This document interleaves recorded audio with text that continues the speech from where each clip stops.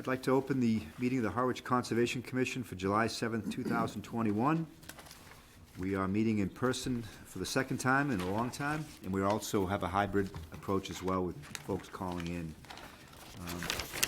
The first item on the agenda, we're going to hold off on until we have another commissioner sign in. So we're going to start with the first notice of intent for... Are you doing this? Oh, remembrance? Yeah, okay. The remembrance? There's a remembrance on it. Yeah, let me just say a couple words. Oh, yes, I'm sorry. Yeah, Yes. sorry, thank you, Apologize Stan, I for forgot about something that. else. I did want to mention the passing of Wayne Kuchar-Stone. Wayne has been a volunteer for the Bell's Neck Conservation Area for a long time, really an extraordinary steward at that location, just doing all the little things that have to be done to keep an eye on the place, keep it clean, and we really appreciate his efforts and want to recognize his passing and thank him and wish our condolences to his family. Okay, so we're going to start with 9 Atlantic Avenue, which is a notice of intent to bring an existing dwelling up to FEMA compliance and make site improvements. Thanks, Dan. Oh, you're...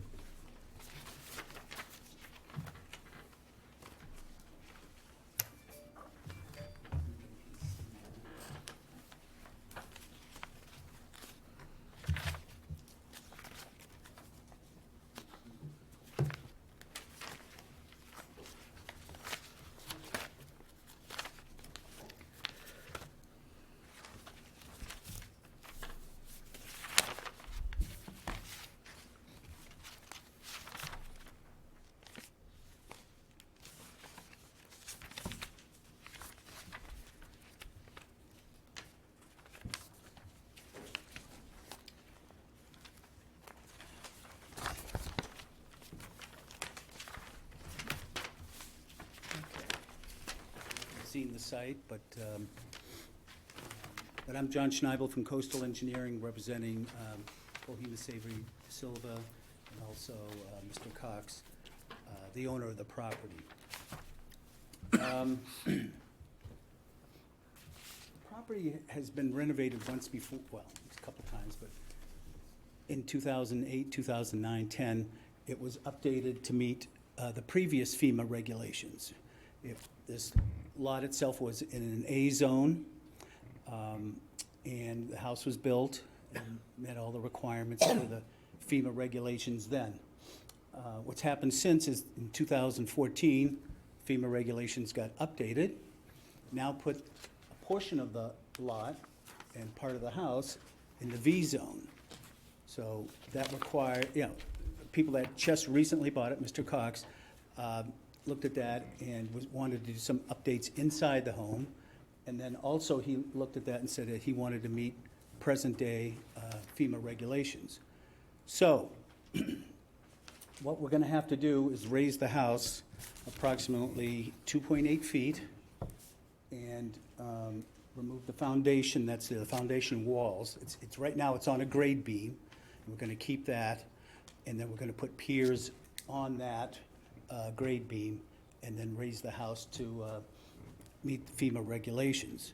And as part of that, and I can actually, I don't know if you want to see this, but I can show you what we did originally and show you actually where the wall that's going to be cut out. It's really not too much of a cut. I don't know if you want to see. I did it in black and white, but if you want to see it. And then I also brought some documentation on a grade beam, if you wanted to take a look at that. So, construction-wise, and PSD did send along an actual procedure how they're going to do it. But I'll just give you what I've got.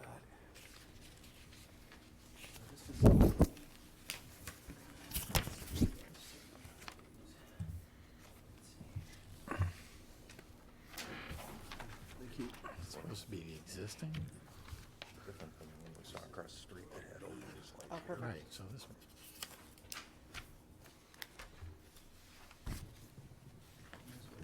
Very simplistic. So, shows you how it's done. Yeah, okay. So you see that wall that's there on the picture, that wall will actually be cut cut out.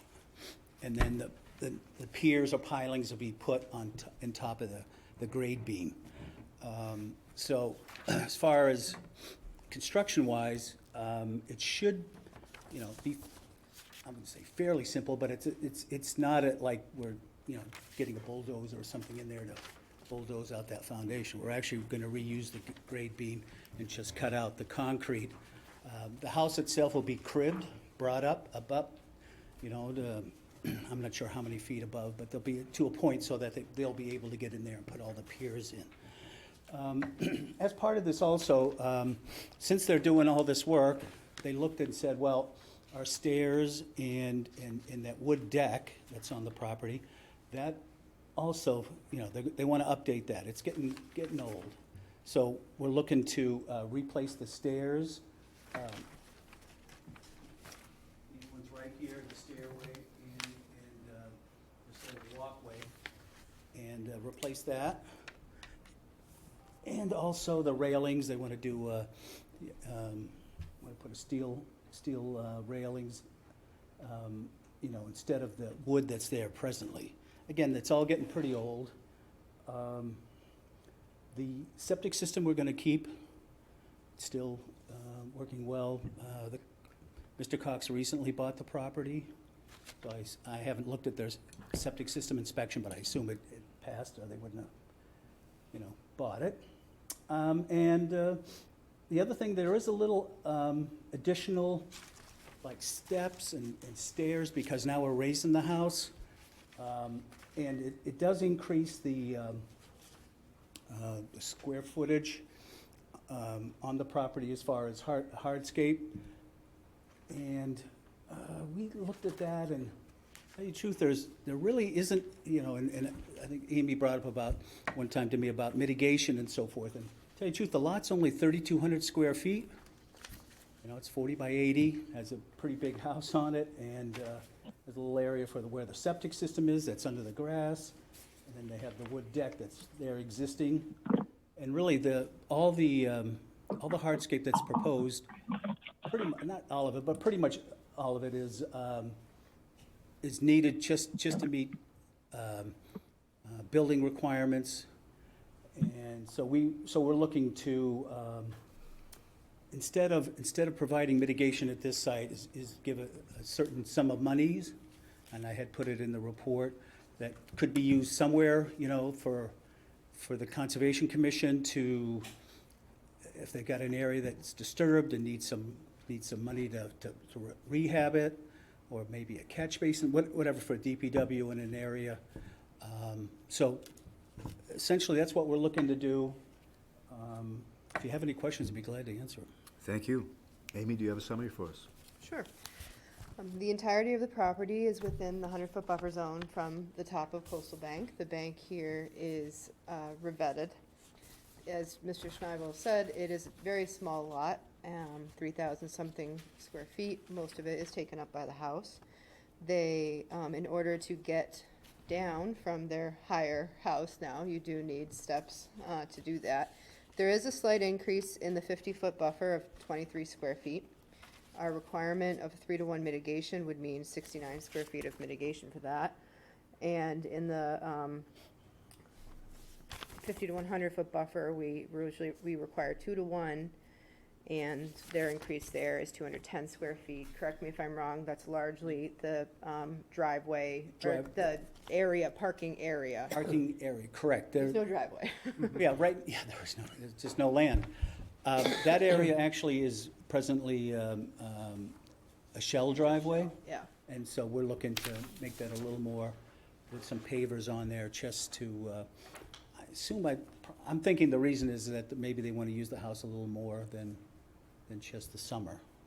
But that's where the major portion of the increase kind of is there. So that would require 420 square feet of 499 square feet of mitigation required total. Total, right.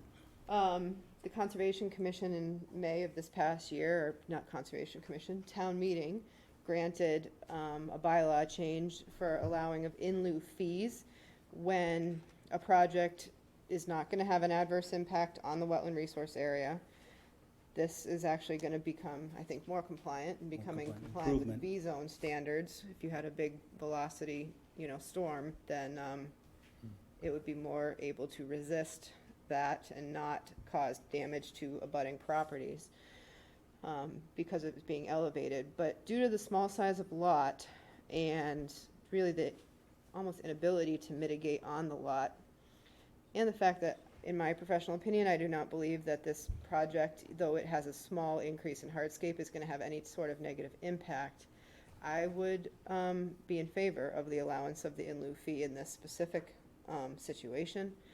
We can, and the way the commission calculated it is the mitigation square footage times 4, the $4 amount that we've discussed at previous meetings, for a total amount of $2,000. These fees could go in particular to improve wetland resource areas in Harwich. Immediate thoughts are invasive removals in the Bell's Neck bogs, which before it gets too bad would be a good thing to invest in and be far better environmentally than doing a small amount of mitigation on this site where it's already highly developed. This whole area is highly developed. I don't see the habitat value increasing substantially there. So I do recommend approval with the condition that no fertilizers or chemicals are allowed on the property. In lieu fees is mitigation. We would have to condition that the project, the in lieu fees, the Attorney General has not signed off on those bylaw changes yet, even though they passed town meeting. We anticipate that to be in the next month or so. I'm not thinking the project's gonna start in the next month anyways. No, I think people would be pretty upset. Yeah, right now. when is the Goes. proposed start time, do you know? I don't. I don't know if Rob Cardero is on. You have to go to ZBA as Yes. well, so it's, and then Yeah. building permits and all that, It's so gonna be a couple little months. while, yeah, Okay, in the fall. so, with those conditions, I would recommend approval of the project. Thank you, Amy. And are we able to go ahead with in lieu fee? We can go ahead and execute that?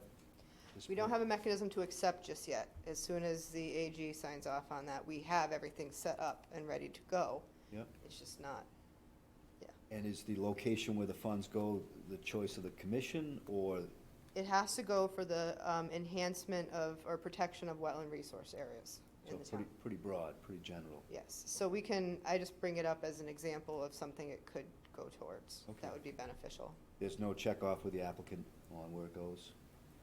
Not according to the way it was written. Yeah. Okay. Yeah, we have no objection to any thing that the commission wants.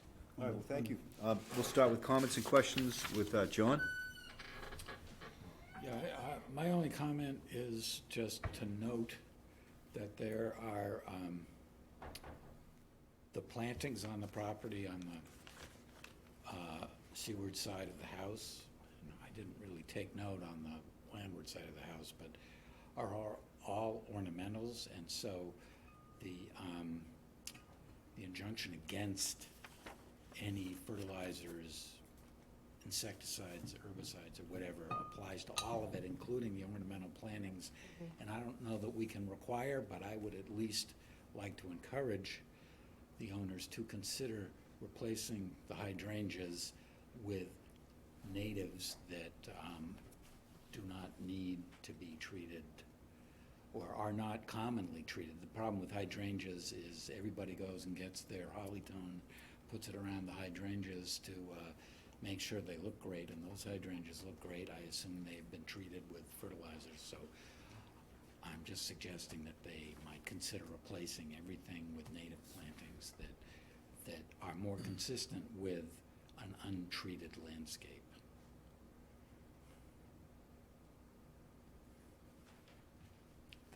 That's all I have. All right, thanks, John. And I think I'll come back to that when I bring up comments on the 23 feet in the 0 to 50, so thank you for bringing that up. Ernie? Yeah, just two questions I have. The stairs going down to the beach you mentioned are going to be replaced, and I Yeah. assume they'll be in the same footprint? Exact same footprint, yeah. Okay. And then the, currently where the stairs are coming off the seaward side of the house, there's a gas grill. Are they Yes. planning to just abandon that? I mean, just Yeah, the one that's there, yes. Yeah. Yeah, they're actually kind of moving it over to this gas grill that was right here where the stairs are. It's going over here underneath the, there's a, second story kind of deck. Where it says PB? No, That's plantings, but yeah. next to that area. So It's it's, gonna be a grill. is it going to be as it's constructed now, where it's essentially a structure? As far as I know, that's gonna be just, a grill that, like similar, well, probably similar to what's there. Right now, they have a stone surround around it and everything else. Yeah, I don't, tell you the truth, I'm not sure if they're gonna put, how they're gonna, do that, if they're just, from my understanding, it is a grill there. It's been, Right. so it'd be essentially kind of moved over here. So Well, it'd be I underneath- guess- Beyond what's the existing, And it would be on the new bluestone pavers that they're putting yeah, in? right, yes.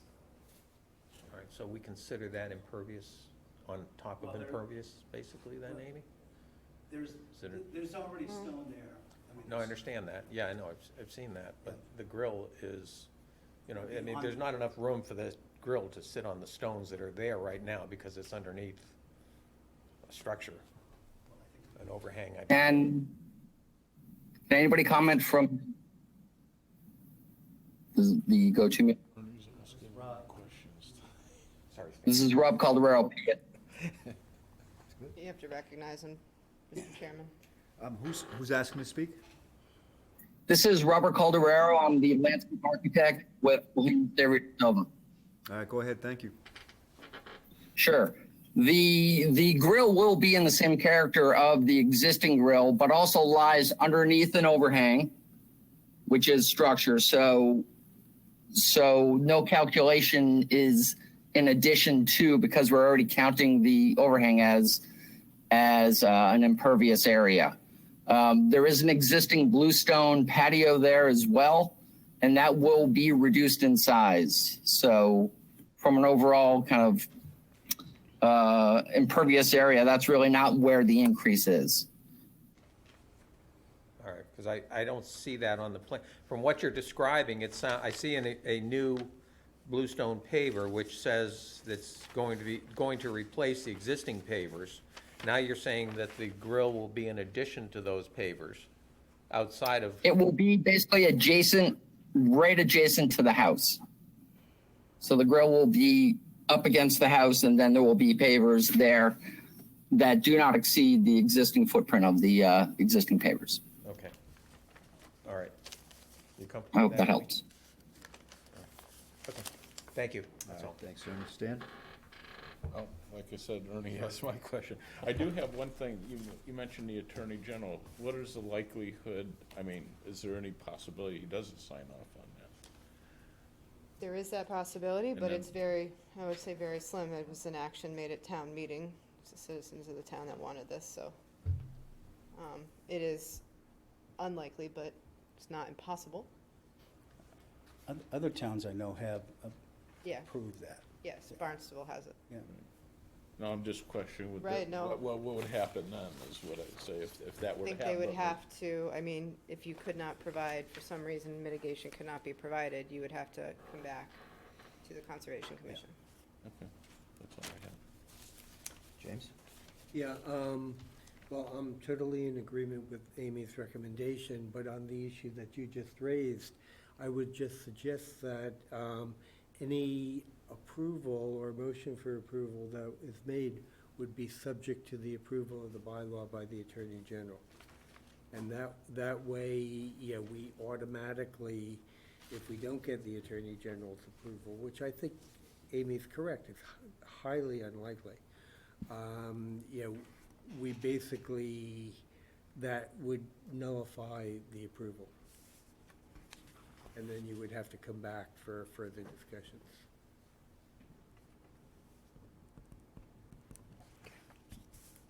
Thank you, James. So I do want to talk about the 23 square feet of new structure in the 0 to 50. Yep. It is uncommon for us to go ahead and authorize for new structures in the 0 to 50. It is our no disturb zone. In this case, It's fairly benign. It's a disturbed lot. It's not a lot of area. However, I think I would like to see us have a discussion on either pulling that out completely, or, as John discussed, having that mitigation for that 69 square feet be separated from the in lieu fee proposal. And so that we mitigate for that 69 feet by, you've got lawn, you've got a very large deck, you've got the plantings that John talked about. So what do you think? Is there some room to pursue either avenue? Tell you the truth, I mean, the stairs are, the 23 square feet is the stairs and the stone here to, so you can get down from the, you know, from the second story down here, down to the ground. Mhm. You know, it's, I mean, if we weren't, you know, elevating the house, we wouldn't have that, we wouldn't have to do that. So I think it's something that's required. I mean, you know, for building department would require it. And actually, I think it says in the building code, you know, if you're gonna elevate the house, that, you know, such things as stairs and so forth are allowed under the bylaw. So I'm thinking, I'm just saying that you have to do it. It's not like Right, we but wanna do it, it's, you Right, have but to. that's a separate jurisdiction from us, so we still have that 23 square feet, which is in a zone where we don't allow new structures. So for me, I would rather not see it put into the in lieu fee. I think the in lieu fee language really asks us to first try to avoid impacts. And again, it's a practical thing to do. It's small, it's fairly benign, but I would like to separate it from the 50 to 100. And if you can't eliminate the 23 square feet, then let's talk about mitigating by, you've got lawn, you've got a large deck, you've got some plants that are not native plants. Can we do something with that 69 square feet in the 0 to 50? John, did you have something? Well, I just have a question. You're saying it's just the stairs, but I thought the deck was being expanded. The profile of the deck is different. Deck is not, no. Sorry to steal your thunder there. No, I was gonna raise that question. I thought the deck was being squared off by the stairs. To the Maybe it was beach. squared off in the other direction, because right now there's a jog to it. It's The being landward proposed. side, You the mean this- landward side of the deck, This wood patio. there's a jog, yes. Yeah. In- That's gonna be, Right, so isn't that adding area to the deck? no, we're cutting off that jog. Oh, Taking And the then- jog Oh, off, okay. Yeah, taking that jog off and then putting it over here, so now it'll be a straight line instead of but you're not changing the total color coverage. area. I'm not. I see, okay.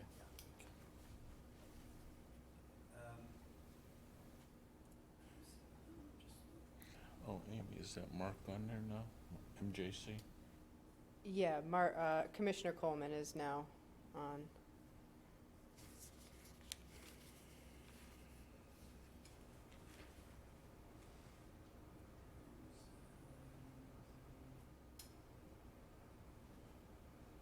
Just thinking if, you know, we use one of the planting beds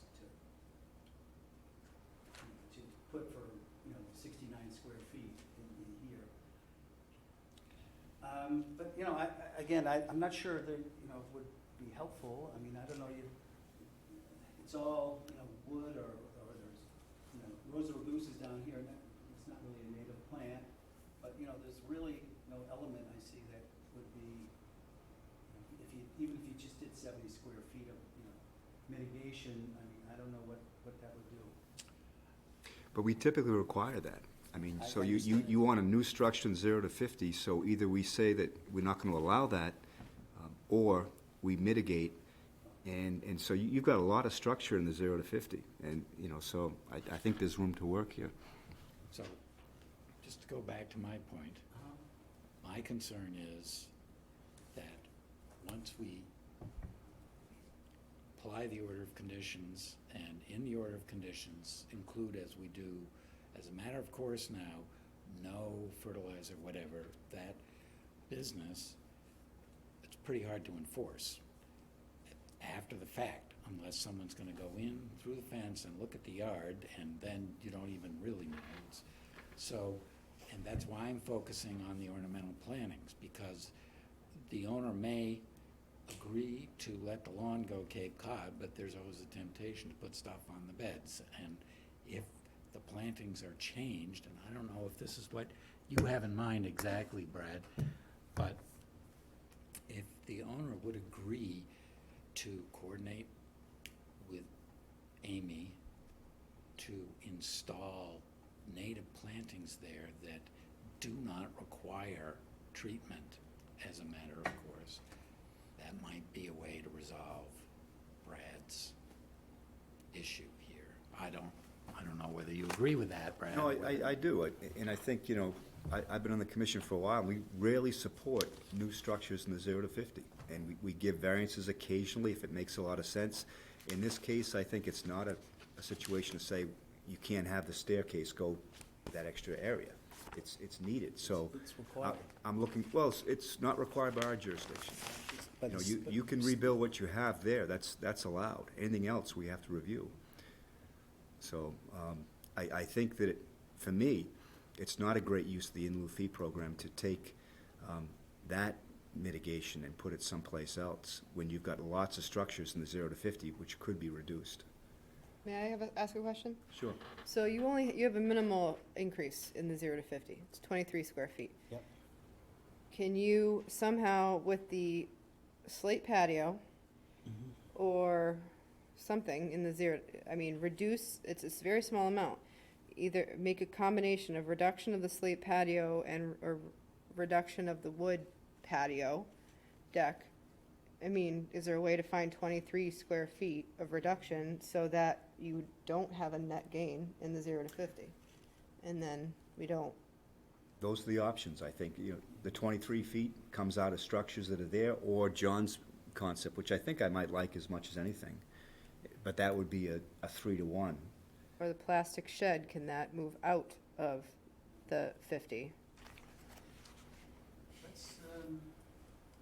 I'm just saying, it's such a small number, it seems like there might be a way to nullify it.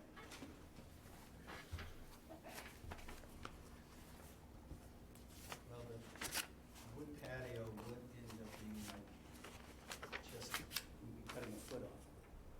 Right. I guess we could go for that, you know? Do you want to bring the options back to the owners and? Yeah, I hate to, well, first of all, are we gonna get approval tonight anyway? Let's say if we did, would we get approval tonight, or is because of the whole thing with the Attorney General, it's That would be conditional, conditional? subject to approval by the AG. Yeah, okay. So I probably should ask them if they want to just cut a foot off, or they could take this planting bed and make it, Yeah. some this is about 70 square feet here. That's probably the most favorable in terms of benefits. So, Given and chance. give them some kind of, yeah, why don't I do that? We'll come up with a planting plan or we'll cut a foot off the deck. Does this impede your schedule? Because No. that's the only issue I think No, we've heard. I don't think so. And just to be clear, the commission would still be looking for either at on-site or in lieu fee mitigation for the 50 to 100 increase. Right. I think there's nothing on site for that area in the I 50 to agree, 100. but I just so- wanted to throw that out there. We're Yeah. talking about the 0 to 50, but we can't forget that there is that other requirement, so, It's basically still $2,000, right? So, yeah, close, yeah. yeah. Okay. So the next meeting is July 21st. We would like revisions a week from today. Okay. Yep. So if you want a continuance, that was your option. Let's do that. Let's hope it's gonna be one and done. Well, Almost, Close. almost. That's the only one, but that's, you know, I'm trying to be consistent. Hopefully it's a small thing and we can get you done quick next time. Okay. All right, well, thank you. So what's the next date? The 21st of July. Okay. I move we continue the hearing for 9 Atlantic Avenue until July 21st, 2021. A second. Seconded by Stan. All those in favor say aye. Aye. Motion carries 5-0. Commissioner Coleman's on. Mark, did you hear the motion? Yes, I'm fine. Okay, six. That would be aye. Okay. Okay. All right, we'll see you then. Thank you. All right, so let's move back to C Street. I'd like to open the hearing for 5 C Street, map 7, parcel D22, new dwelling.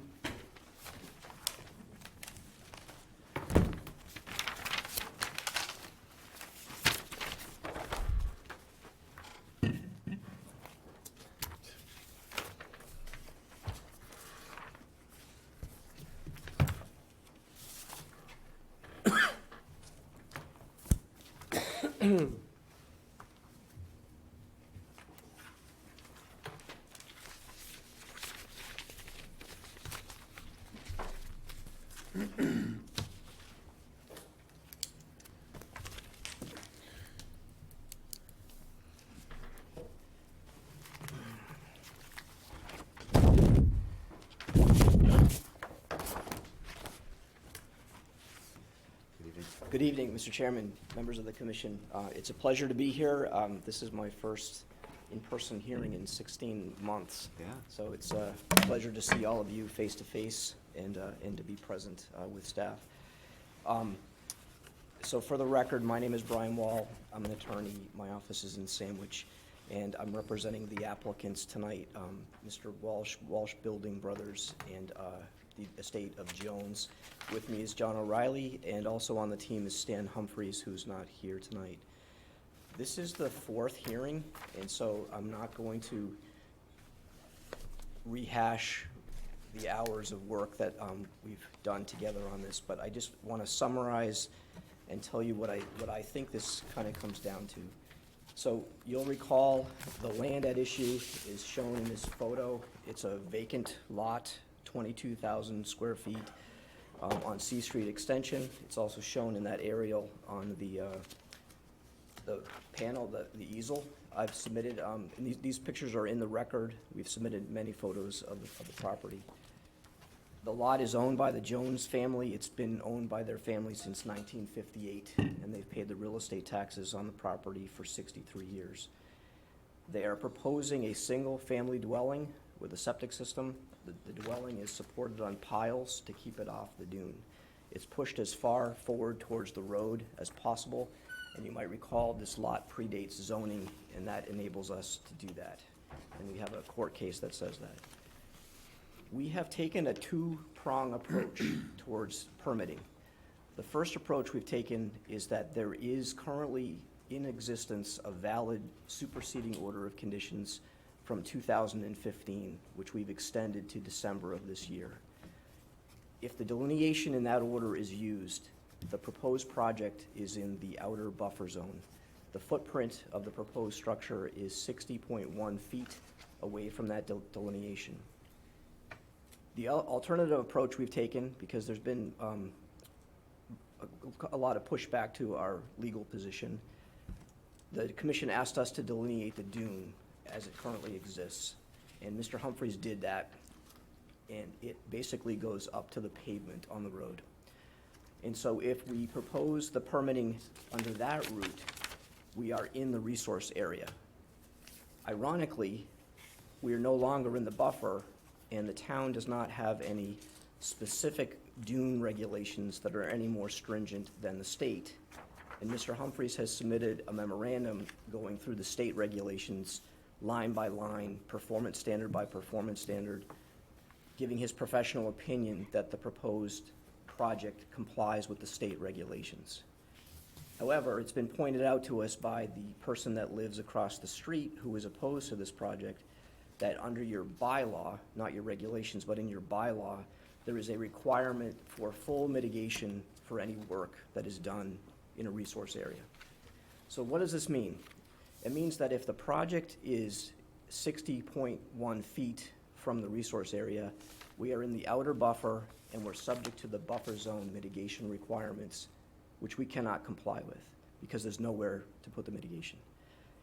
If we are in a resource area, it's almost the same difference. Your bylaw requires full mitigation for the project, and we have nowhere to put it.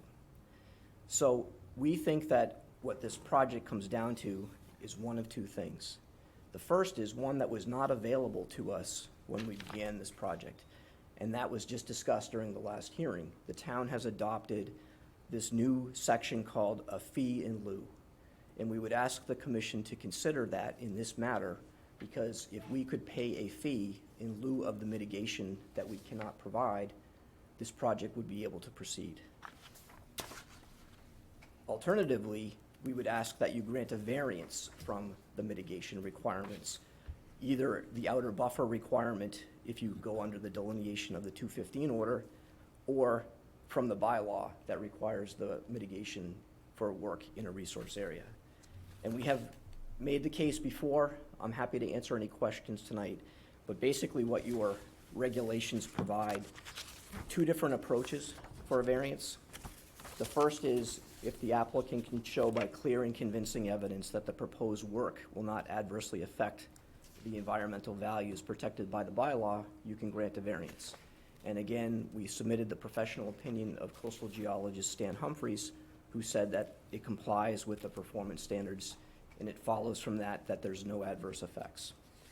The other approach is your bylaw, your regulation, says that you can grant a variance when it's necessary to avoid so restricting the property so as to constitute an unconstitutional taking. And we've made the case, and I won't go through all the details tonight, that this property has been owned by the applicants for 63 years. They had a reasonable expectation of building on this property. All the houses, all the other lots in the neighborhood have been built on, as evidenced by that photo, and it would so restrict their property as to constitute a taking, in our opinion. And we would ask that you exercise your variance granting authority to prevent that from happening and allow the project to proceed. And that's what I think, after hours and hours of hearings, it kind of comes down to this. And the process, I think, has been good. We've had respectful but intelligent and pointed objections from the abutter, and it's made us refine our project. And I think that, as I said, it kind of comes down to the way I just outlined it. And we're available for any questions. Thank you very much. I guess I'll ask Amy if she has any new summary comments for us. Sure, and I will too try to be fairly brief and concise with it. Looking back at everything, the main goal of the Conservation Commission is to ensure that a project will not have an adverse impact on a wetland resource area, and if it is to have any impact, that the impacts be mitigated. When I look at this project and review all of the documentation submitted and all of our regulations, in my professional opinion, they have not proven that this project will not have an adverse impact to the interests of a coastal dune. That kind of sets the stage for what else I'm going to say, in that consideration of in lieu fees is only when a project has been proven not to have an adverse impact to a resource area or its interests. And then in regards to the takings claim, do not feel that they have adequately proven that there is no other alternative financial way to use this lot that would benefit the client. So due to that, I do recommend denial under the Wetlands Protection Act and our bylaw and regulations. You determine that I recommend you determine the wetland delineation is up to the road. That you find the coastal dune is significant to storm damage prevention, flood control, and wildlife habitat. The project would impact dune movement and vegetative cover. And let's see. Failure to meet performance standards of the Commission's regulations, that's 310(8)B. That the applicant has not proven that the work in the proposed application will not have unacceptable, significant, or cumulative effects, that's 310-12A. Under our regulations 1.042, new structures will be sited at least 60 feet back from the resource area. New structures are proposed in the resource area. 1.043, you've not provided 4-to-1 mitigation or any mitigation. Off-site mitigation is also something that sometimes applicants do consider. And I recommend you deny the request for a variance, 310-4D, because you are not providing mitigation. Thank you, Amy. All right, I'll start with John for comments and questions from commissioners. Yeah, I have comments, not really any questions. I basically agree with what Amy said.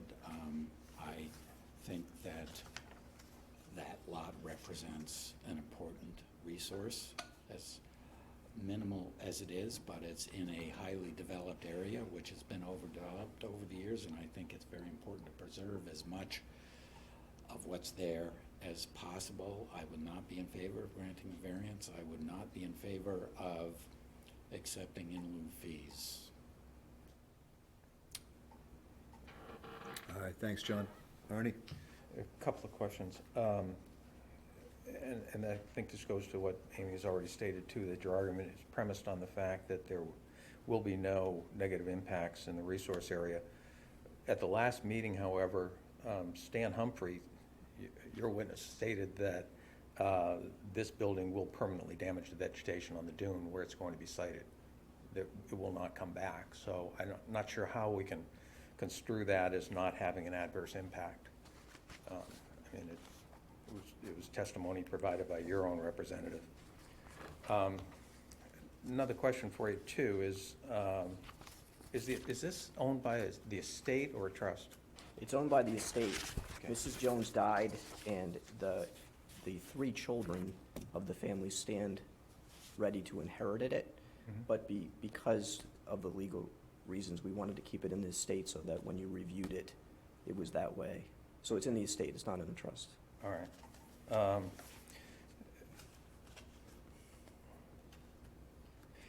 There's a couple of statements that you've made in your argument here. For example, you say the property was purchased by Lois Jones with the intention of one day building a dwelling. Did she own the house that's directly across C Street from this lot? It was either the one directly across or diagonally across. Yes. You don't know which one? I'm pretty sure it was the one diagonally across, but she did own one across the Do street. you happen to know? I don't know conclusively. Okay, all right, because I had heard it was the one directly across, and I think that's material, because if that was the case, you've made a statement here that she purchased this property with the intention of one day building a dwelling, and you mentioned Exhibit 2, which is only the quitclaim deed. I mean, that doesn't in any way indicate that she had any intention of building on this lot.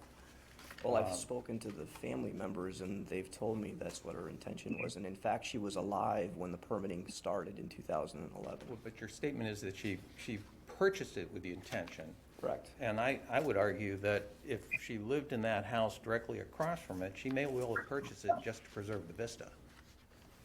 I can just tell you what the family told me. Yeah. And I think you might recall, the money that she got to purchase the property came from the Navy because her first husband was killed after he landed his plane on the runway, and one came behind him and landed right on top of him. She took the money and she purchased those two lots, and they lived on one and I should say it was a second home for them for many years. But with her family, she did intend to build on that lot and give the other house to their children. Right. Plans changed over time, but the point is, she always had an intention to build on that property. Okay, and I don't see that that's really proven to us in any So substantive matter. I think that what's relevant, if you're gonna get into the takings analysis, is whether there was a reasonable expectation to build. The point being is, did you buy swampland in Florida that's impossible to build on, and now you're saying, oh, the government took my property away because I can't build on it? Or when she bought it, was there a reasonable expectation that she could build a house? And I'm not arguing your taking, the taking aspect of this. Okay. I'm just saying that Well, I think the some of intention the is. statements that you've made in here, Yeah. I don't see any substantiation for, or any demonstrated proof that they're valid. I mean, I don't know Mrs. Jones, she might have wanted a wildlife sanctuary there, or habitat for the birds that she loved, or, the Vista Corridor, or something else like that, too. We just don't know. Which Mr. is- Crabtree, if I may, with all due respect, the family that I represent, Jeffrey Jones is an excavator. He works on machines for his career. Julie is a career person at the DEP, not in the wetlands, but in, I think in hazardous waste or something like that. These are regular middle-class people. This was an asset that their family purchased in 1958, and they paid the taxes on it. At one point in time, it was assessed at almost 1.3 million. Because of these regulations, and I tried to hone it down, we can't meet the mitigation requirements.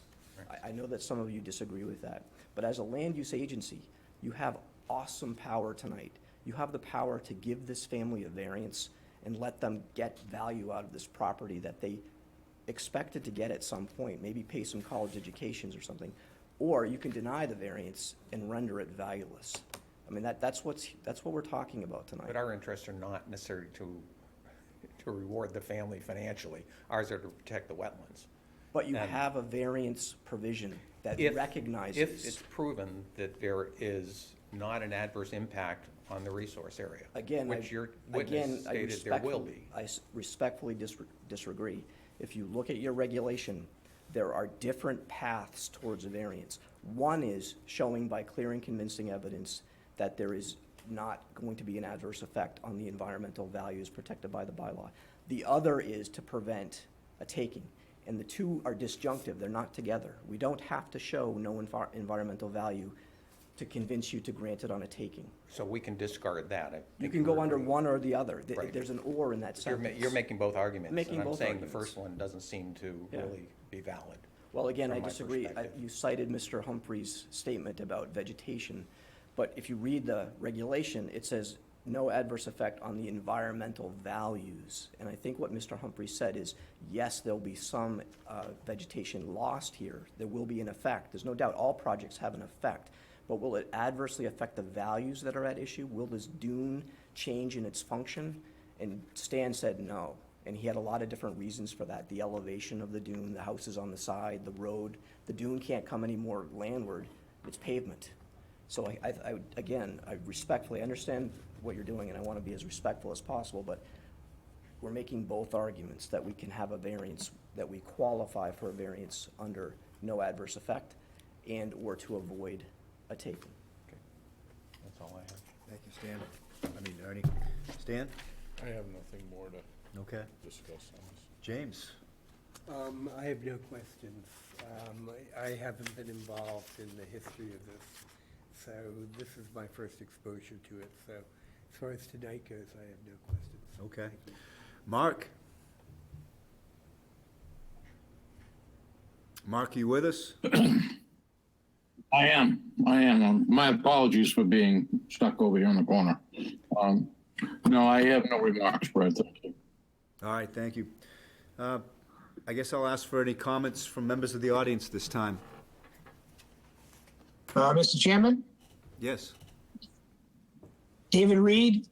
Yep, please go ahead. Thank you.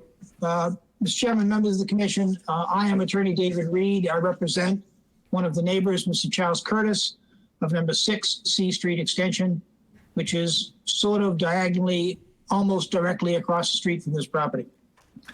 You have several letters in your file from me and from Arlene Wilson of A.M. Wilson and Associates on behalf of Mr. Curtis, most recently of July 1 of this year in response to the most recent submissions from Attorney Wall.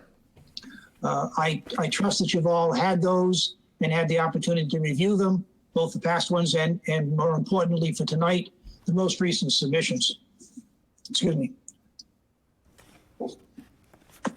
You've addressed several of the concerns that I raised in my letter, so I won't repeat them tonight. I'd like to just touch on a couple of points in response to some of your questions and the presentation tonight. As I point out in my letter, in our opinion, the fact that there are other homes on either side of this lot is not a basis for either finding that it conforms to the bylaw nor for granting a variance from the bylaw and regulations. Your bylaw in particular allows for the consideration of cumulative adverse effects. Excuse me. If in fact those houses would not be allowed to be there under current standards and therefore do not promote the interests of the bylaw under current standards, even though they were built before there was such a bylaw, adding one more house certainly must add some cumulative adverse impact. And therefore does not conform to the standards and the purpose and intent of your bylaw. As for the taking issue, excuse me, let me first go to the issue of the construction within the resource area itself. We would urge you, as we have all along, to make your determination based upon the most recent and most accurate delineation shown on the plan, as the dune extending all the way to the edge of the road. Therefore, the construction is entirely within it. I appreciate Mr. Wall's argument, and I understand the verbiage in the bylaw and regulations and the disparity in those regulations. But it's inconceivable to me that your bylaw could have been adopted with a categorical prohibition on new construction within the 50-foot buffer, and then for you to find that construction not in the buffer, but in the actual resource area somehow conforms to the bylaw. That just doesn't make any sense. The intent and purpose of the bylaw and of your regulations is to protect that very resource, and to allow construction within that resource can't possibly conform to the intent and purpose of the bylaw. Now, as Mr. Wall points out, the bylaw and the regulations do anticipate that there may be some circumstance where disturbance within the actual resource is unavoidable. And in those circumstances, provision is made for how you are to deal with it, including minimizing it and mitigating against that addition. And that could very well be a situation where, like your earlier case, where you have an existing home or an existing improvement within a resource that needs to be upgraded or improved, where affecting the resource is unavoidable. And in those circumstances, you can deal with it as you have. But that does not mean that you can necessarily take a pristine resource area and build entirely new construction of a home within it under that same analysis. They're not the same thing. Your bylaw cannot undo the past, but it does regulate prospective activity. And that's what's at stake here, not regulating the past. As for the regulatory taking, we have expressed to you several different perspectives on why that is not an issue tonight for you, or why it ought not to be. Your town council has opined on the issue, and I believe you have a copy of her memorandum indicating that in her opinion, you need not feel compelled under the threat of a taking argument to find some way to grant this relief. We would also point out, as we have before, that the regulatory taking claim has been pending in the Barnstable Superior Court for over 5 years now, apparently not getting any traction. And I don't think you should feel compelled to be worried about that at this stage and in this context. The fact that there is an outstanding DEP order of conditions is also not persuasive to us, and I hope not to you this evening, because that DEP order of conditions, which is extended, is based exclusively on the prior 2009 delineation of the dune, which we now know is incorrect. And it is based exclusively on the State Wetlands Protection Act. And it is, by its very specific and express terms, dependent upon your making your own independent determination under the town bylaw, because the town bylaw was not before them at that time.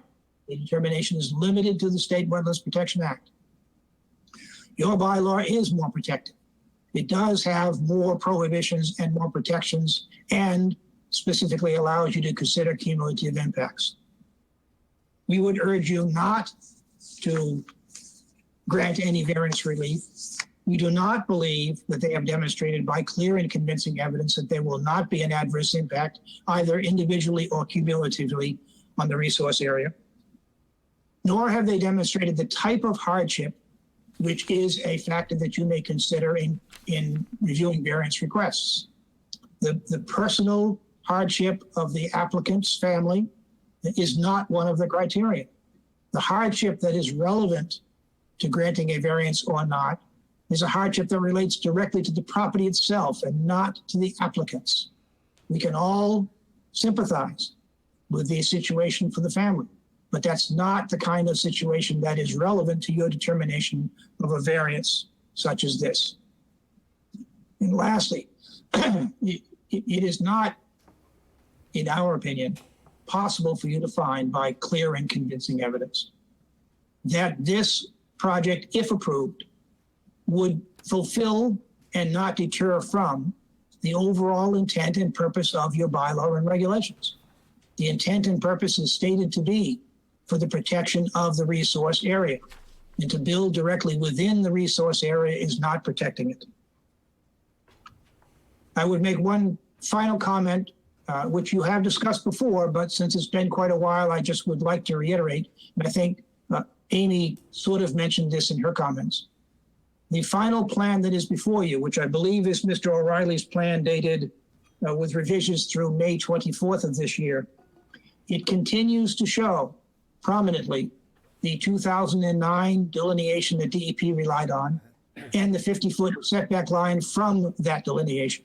It does also show the current delineation of the dune line at the road.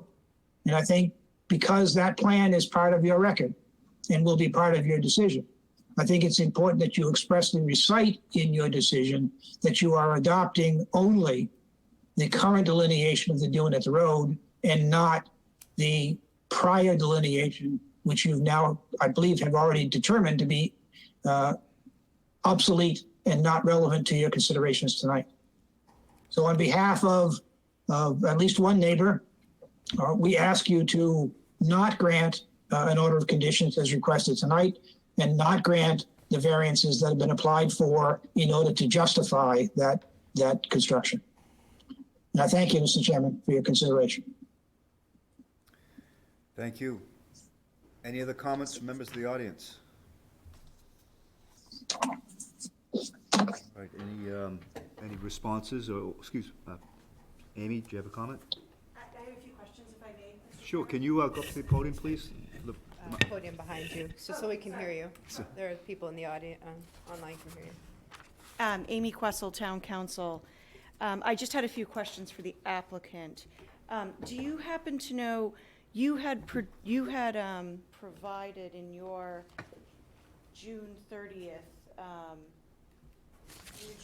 submission, which of course now. I have a copy right here. Well, I have it all highlighted, so Oh. hold on a second, I'm sorry. I wasn't expecting I had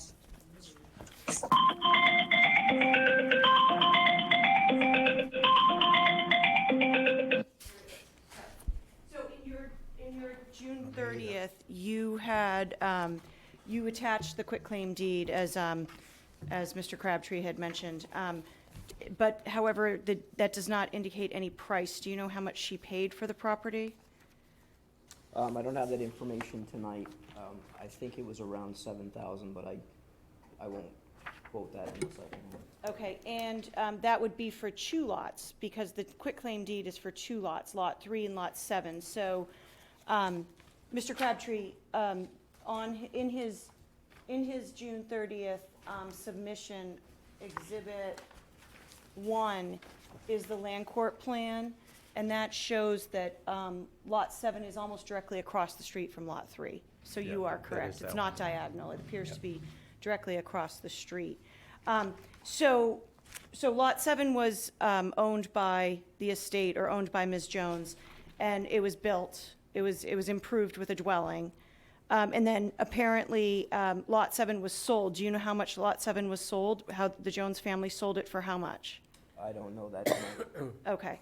And so the other, I guess not a question, but the other thing I just wanted to point out is that on Exhibit 5 of the June 30th submission, you highlight 3 C Street, 5 C Street, and 7 C Street. You highlight the assessed values. 3 and 7 are, C Street is approximately 3 million, or closer to 4 million, and 7 is about 2.6 million.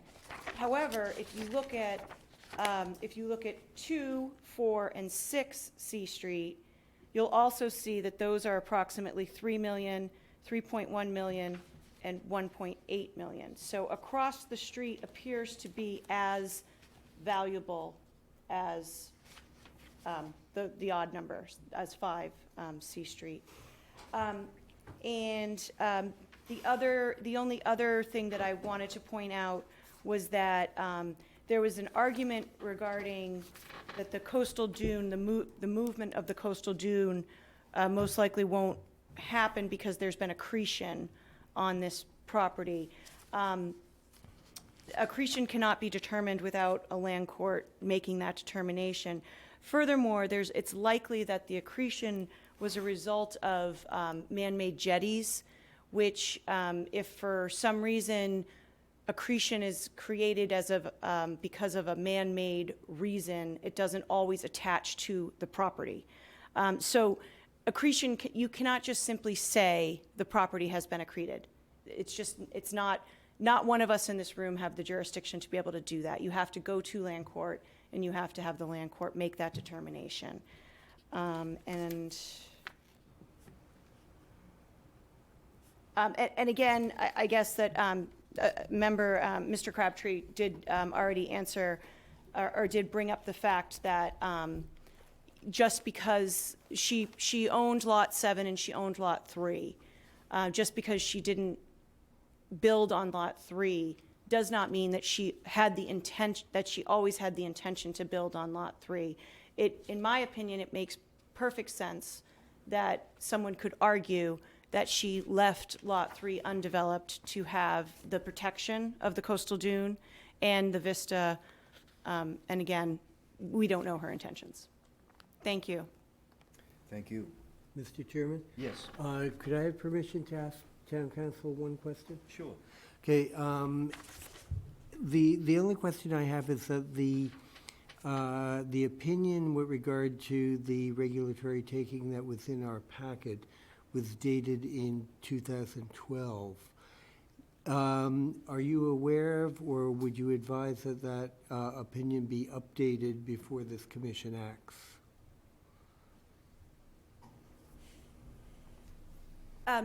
I really don't think that it has to be updated. If Okay. anything, we have the Falmouth case, which goes in our favor, which, and that's the most recent,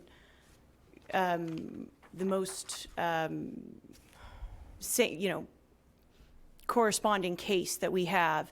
And in that case, the appeals court upheld the Falmouth Conservation Commission and their rules and regulations, and the SJC refused to take further appellate review. Okay, thank you. All right, thank you. Any follow-up comments or questions? Yeah, I'd like to respond to those comments briefly.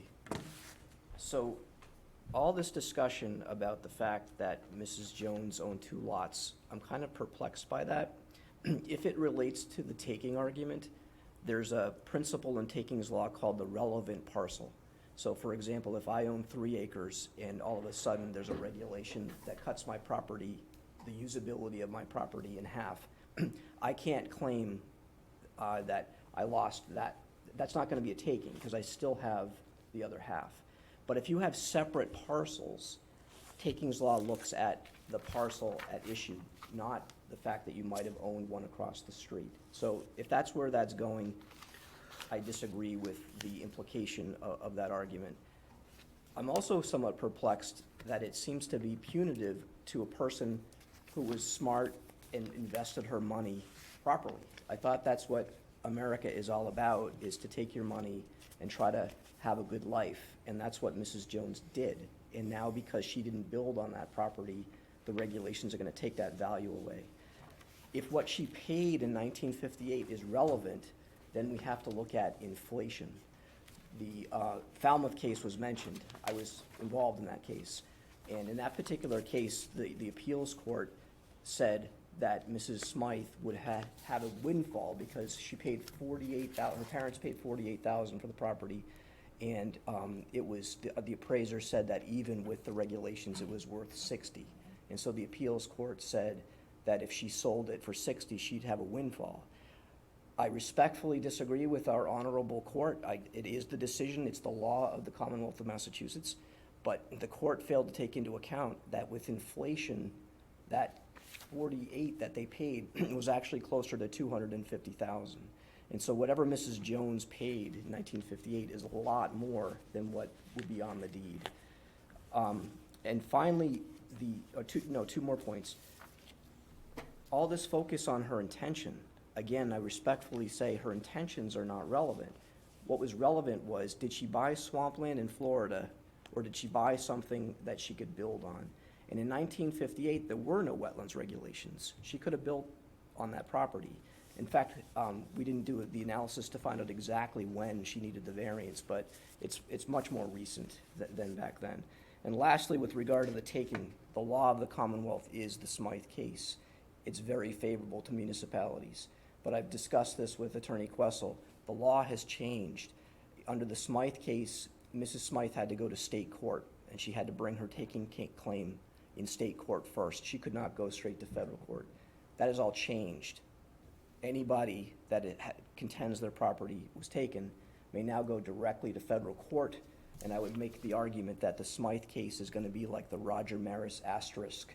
It's going to be a one-off, and it's not going to matter in the future. Federal law will matter in takings jurisprudence. So again, I kind of see where the wind is blowing in this matter, but I wanted to make those points. Thank you. Any last comments from members of the commission? All right, then I think I would like to make a motion, and I move that we deny the project for 5C Street, map 7, parcel D22, proposal for a new dwelling under the Wetlands Protection Act, as well as the Town of Harwich bylaw and regulation, and I'll list the reasons for the denial. First, the wetlands delineation of record, the commission has determined is incorrect, and the project is actually going to occur within a coastal dune that extends to the road. Secondly, under the Wetlands Protection Act, 310 CMR 10.28(1) B, D, and E, we find the coastal dune is significant for storm damage prevention, flood control, and wildlife habitat according to the Wetlands Protection Act. This project will impact the dune from moving landward and laterally, and impact the vegetated cover of the dune and the dune volume. Thirdly, under the Town of Harwich bylaw 310-8B, the commission is empowered to deny a permit for failure to meet the requirements of this bylaw, and that failure is to meet the design and plans, the design specifications, performance standards, and other requirements and regulations of the commission, and failure to avoid or prevent unacceptable, significant, and cumulative impacts upon the resource area values protected by this bylaw.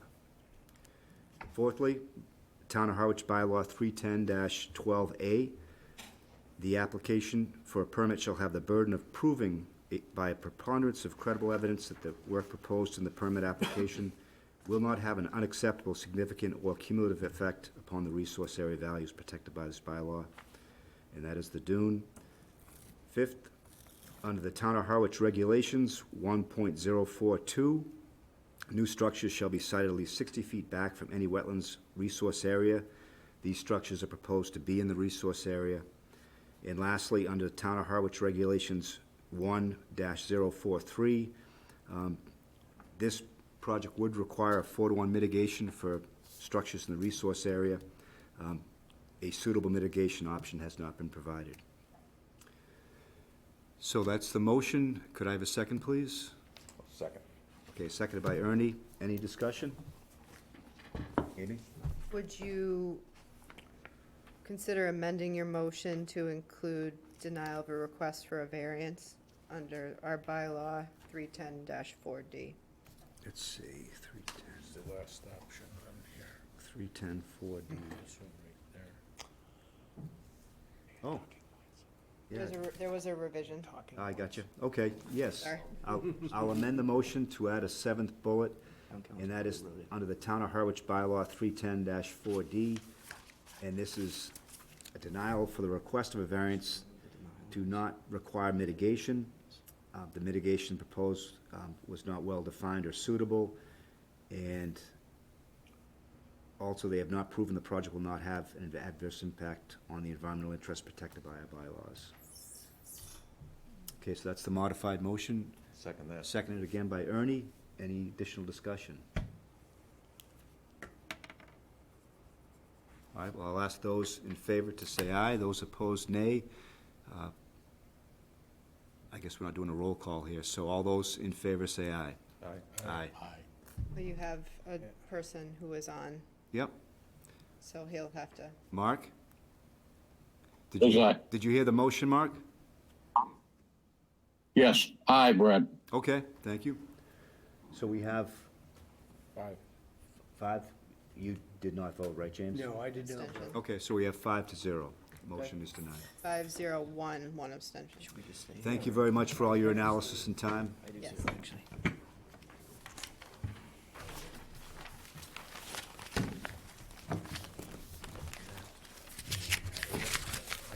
I suspected that. Bailed me out twice? No, that's okay. No, that must not have had it when you didn't mention it. Amy did mention it, but I forgot to go grab you the new copy. that's okay. It got in there. There's no other substantive change, I don't think. Okay. You know what, maybe you should have this for the rest of the meeting, too. Thank you, Amy. We only, well, we have Well, the I'll other one. scan it. Yeah, let's, I'll scan and get it back to you.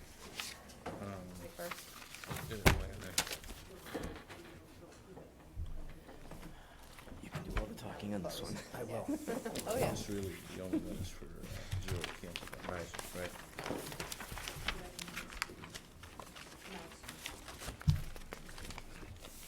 Thank you. Thank you, Amy. And you gentlemen are up for the next one as well? I'm going to do most of the talking this time, so yes. All Yeah, we're right. good. Very good.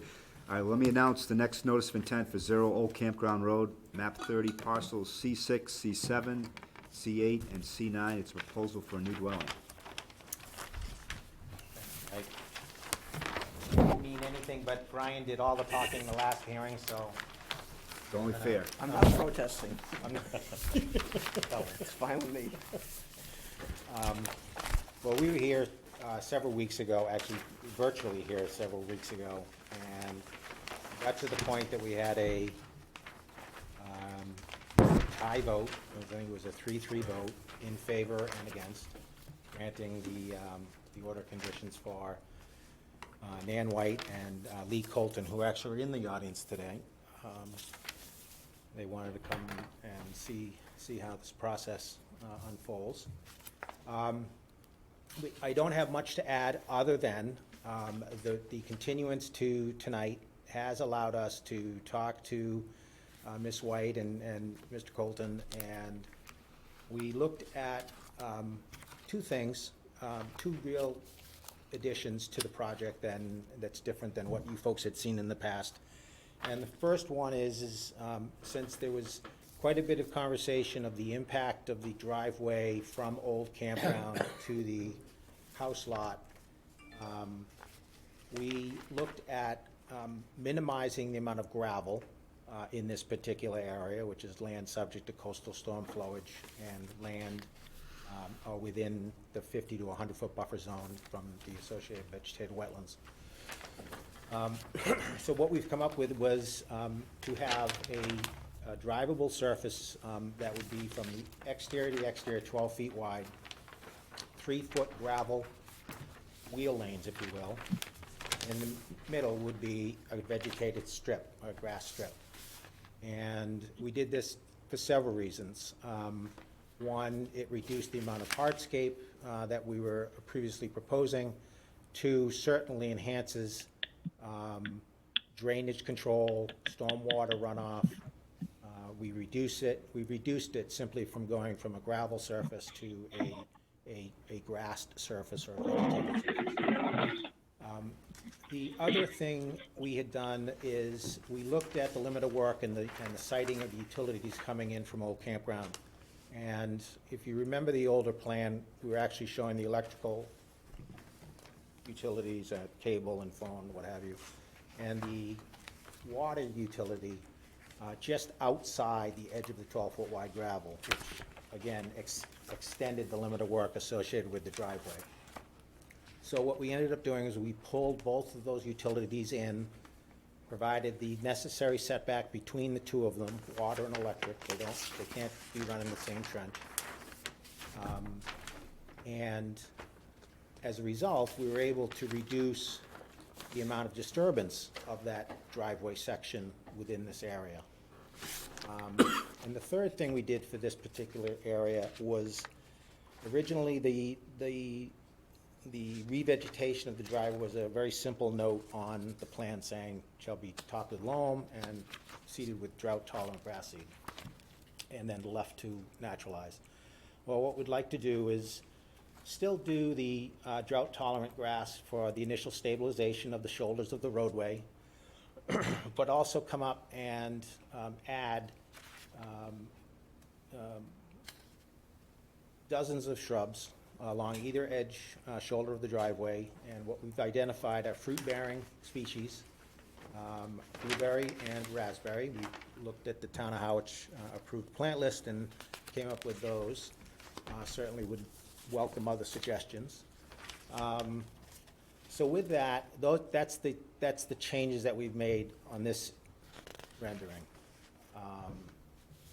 So I do outline the changes and the improvements, the reductions to disturbance and hardscape. And those numbers are reflected in my cover letter, as well as the coverage notes on the plan.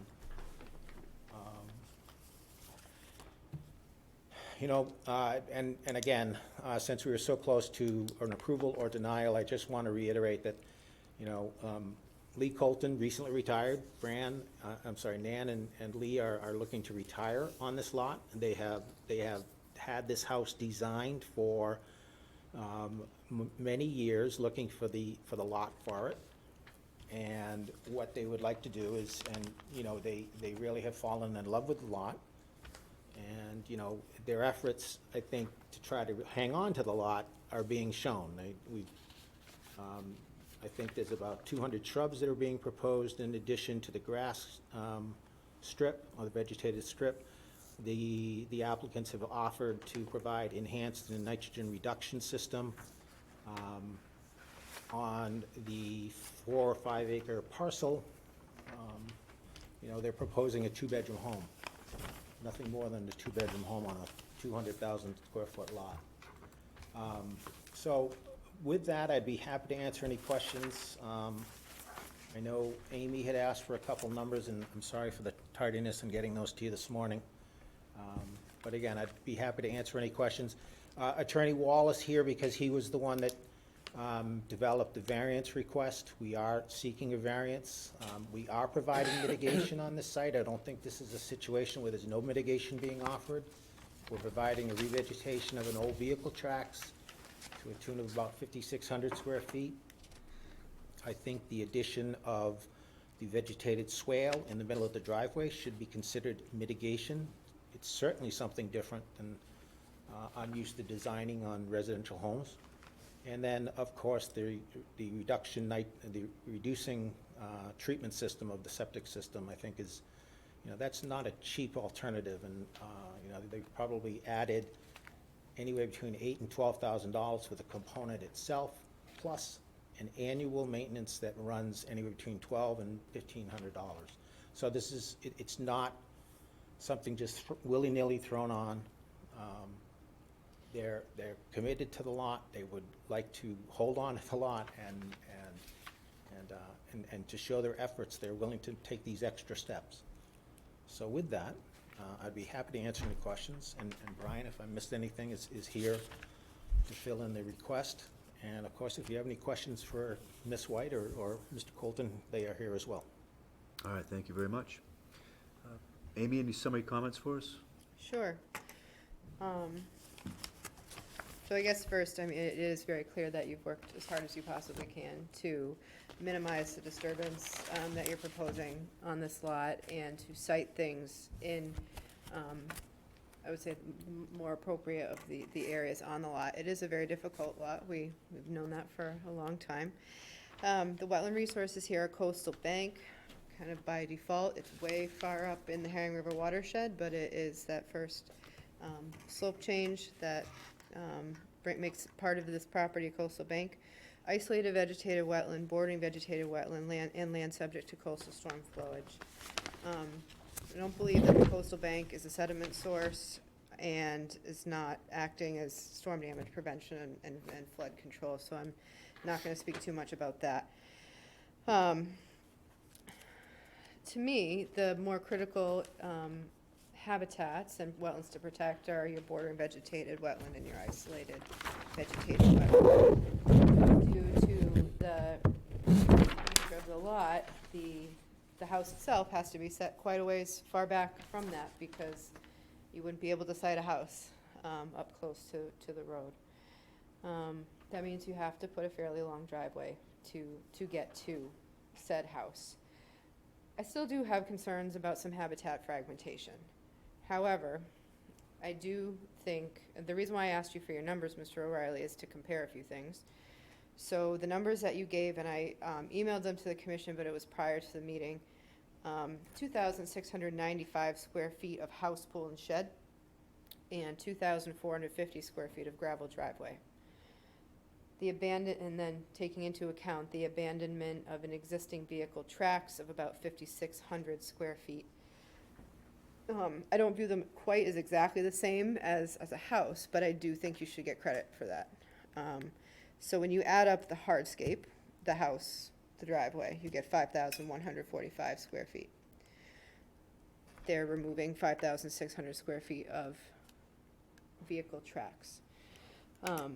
Also putting in a nitrogen reduction system and adding to some plantings. As a small side note, because I'll kick myself tomorrow, I'd like to see the raspberries change, but that's okay. Yeah. Just give us a suitable Yeah, alternative, no, we'd be that's happy to do a that. tiny, tiny little aside, if you will. Trying to lighten the mood, guess it didn't work. Worked on me, Amy, no worries. So I still do have a concern about some fragmentation, but I think by putting, just having vehicle tracks really as the driveway for the most part with the grass strip in between, that's, in my mind, the most sensitive part of this habitat, is where the driveway is, believe it or not. I could see to recommend approval for the project, provided the IA septic system, the revegetation is planned, potentially a slight additional minimization of the yard area. I know you have a small yard to begin with, you have some garden area and a shed. And then we can discuss where that leaves us in terms of mitigation required if some in lieu fee might be amenable to this project. We'll have to discuss it. I'm not saying that this project won't have any impacts, but I think you've proven to your best to minimize what there is. That's all I have. Thanks, Amy, appreciate it.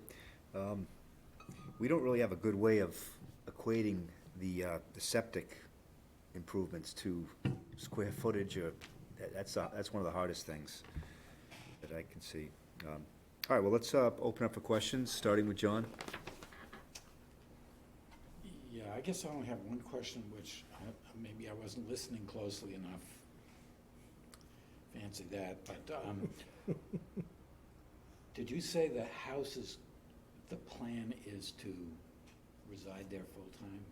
I mean, because full-time or part-time habitation has some Yes. impact on the effectiveness of Yep. the IA system, right?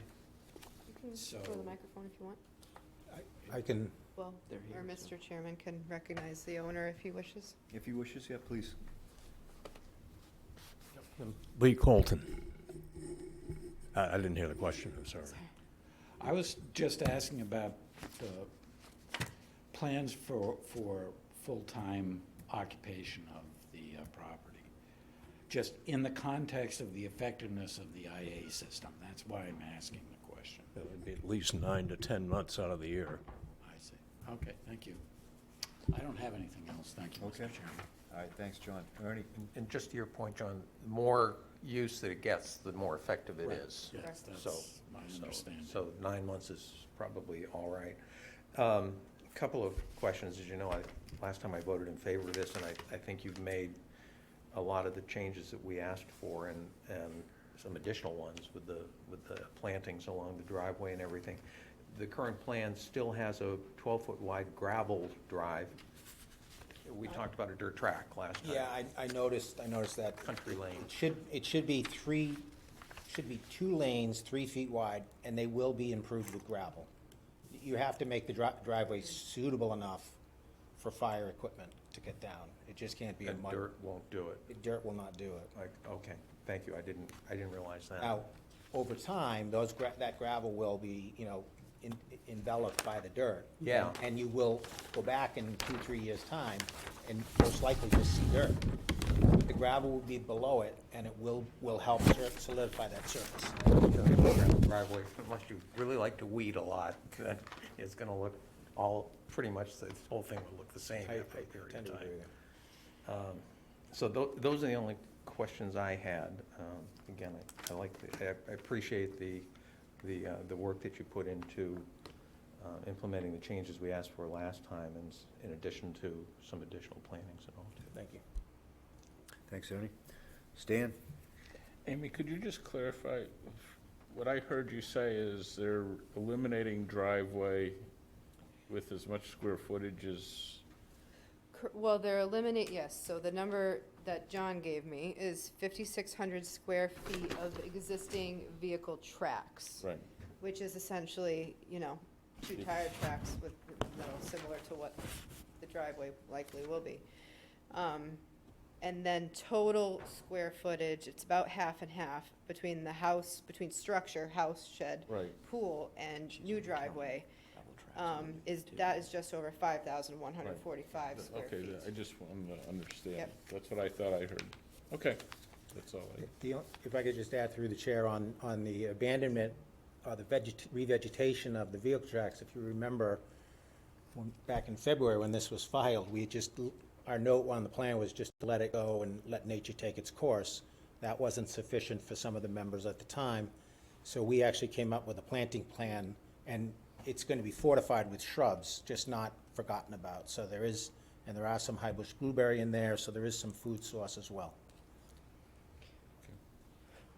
Mr. Chairman, may I make one comment too? Sure. I'm going to pick up on your comment about that there's no quantification for the denitrifying system. So I would just state the obvious, though, that we all know that the eutrophication, nitrogen is a problem, for ponds and for rivers and everything. So the fact that they're voluntarily proposing it to help persuade you get to yes here addresses a concern of the commission and of all the environmentalists on the Cape. Yeah, no, it's a nice, improvement from earlier versions. I'm just trying to wrap my head around quantifying the mitigation. Yeah, it value. doesn't translate square footage wise to plants, but it's significant mitigation that, as John said, has a cost to the client, not only a capital cost, but an ongoing cost too. Right, no, it's one of the more favorable responses I think that the team has come up with, and so really appreciate that. I've had trouble with the old vehicle path, and, what does that value of mitigating really provide in relation to the concerns we've expressed about the habitat fragmentation? So that's one of the things I've struggled with. James, do you want to venture any comments or questions on this? I actually don't have any comments on the project itself, but I do have one question that I'd like to direct to Amy, if that's possible. Am I able to vote on this? You cannot. I didn't think so. Thank you, Amy. Well, that was easy. Mark Coleman, do you have any comments or questions? Comments? I think they have made a very strong act in trying to, I'm trying to get rid of background noise here, I'm sorry. Is that any better? We can hear you. If he just keeps talking, the computers adjust. Thank you, I'm sorry. It's okay. No, I actually have no remarks about the project. They made great strides in to achieve the best possible result. All right, thank you, Mark. So I guess I just want to explore the mitigation component a little bit more. I think the project has done a really good job of minimizing impacts in the 0 to 50. And so Amy brought up some ideas on additional mitigation. And it just, again, it's just not an easy one, given, we don't have that clean square footage that we're dealing with. Amy, among the topics you mentioned, what do you think would be most favorable for protecting resources? You mentioned additional plantings, in lieu fee, contributions.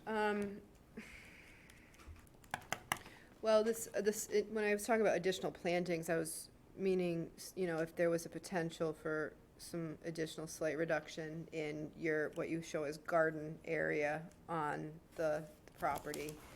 I know it's small, but it's just another way to create, more of a buffer.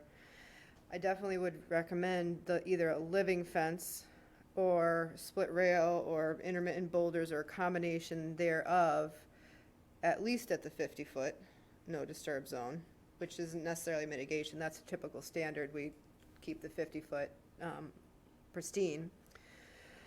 When I was talking about plantings, I was really just meaning substitution of one of the plants.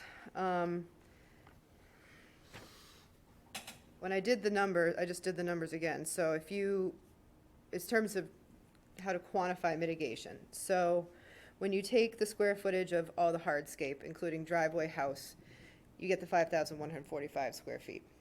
That's in the 50 to 100 foot buffer for the most part. There's a little, I'm just going to call it 50 to 100 foot. You double that because that's what we require. That's 10,290 square feet. They're replanting 5,600 square feet, so it's roughly half. Then they're adding in the nitrogen reduction. That has a monetary value, but also an environmental value. We don't quantify that. I think it's pretty close. Yeah. Maybe a tiny slight reduction in some of the garden area, definitely putting up the living fence, or addition of a living fence or some sort of 50 feet, isn't there? deterrent from allowing machinery going into the 50-foot no disturb. And that would be one of my largest concerns is future encroachment Right. at a number of places on the property. And so a living fence, a substantial living fence would help, and it might contribute to maybe what I feel is a need for more mitigation.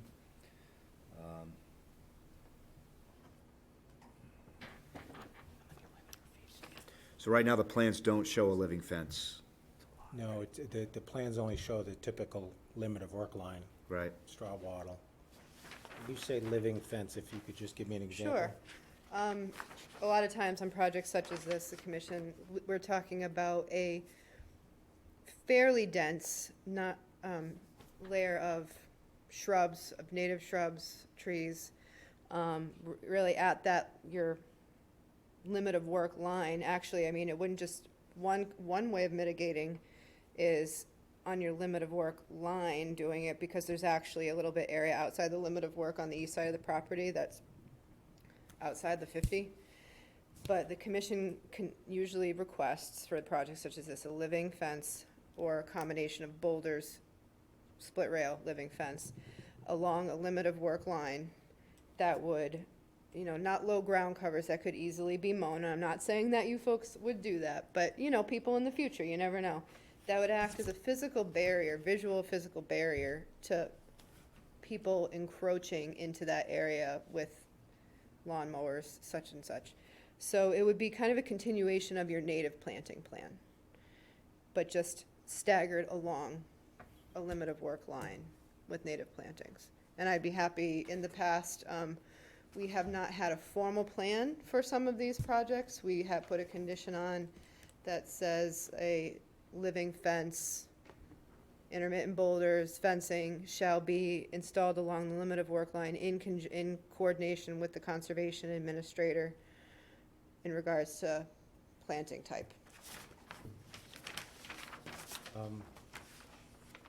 I think you'll find on the site, because I know the site is beautiful, knowing the site, they're up on that rise, if you will. I mean, I don't think it's a huge amount of plantings. You also don't want to put so many plants in that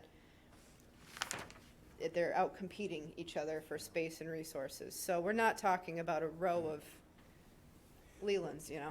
Well, I think I mean, because we're talking just on the Outer Peninsula where the house is now.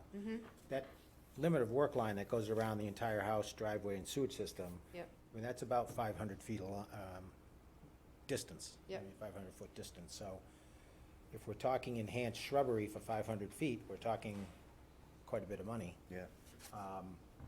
And I think that, you know, what I'd like to propose, and I know you've got some other hearings after this one, is if we could come to some conclusion as to what the commission would find favorable, at least, you know, a living fence, or it has to be living fence, has to be, or what, you know, just, and then we can just step out, table this for one meeting, and then have a chance to talk to you know, Mr. Colton and Ms. White. I think that, Or alternatively, we could take a vote on it with a provision that Amy oversee.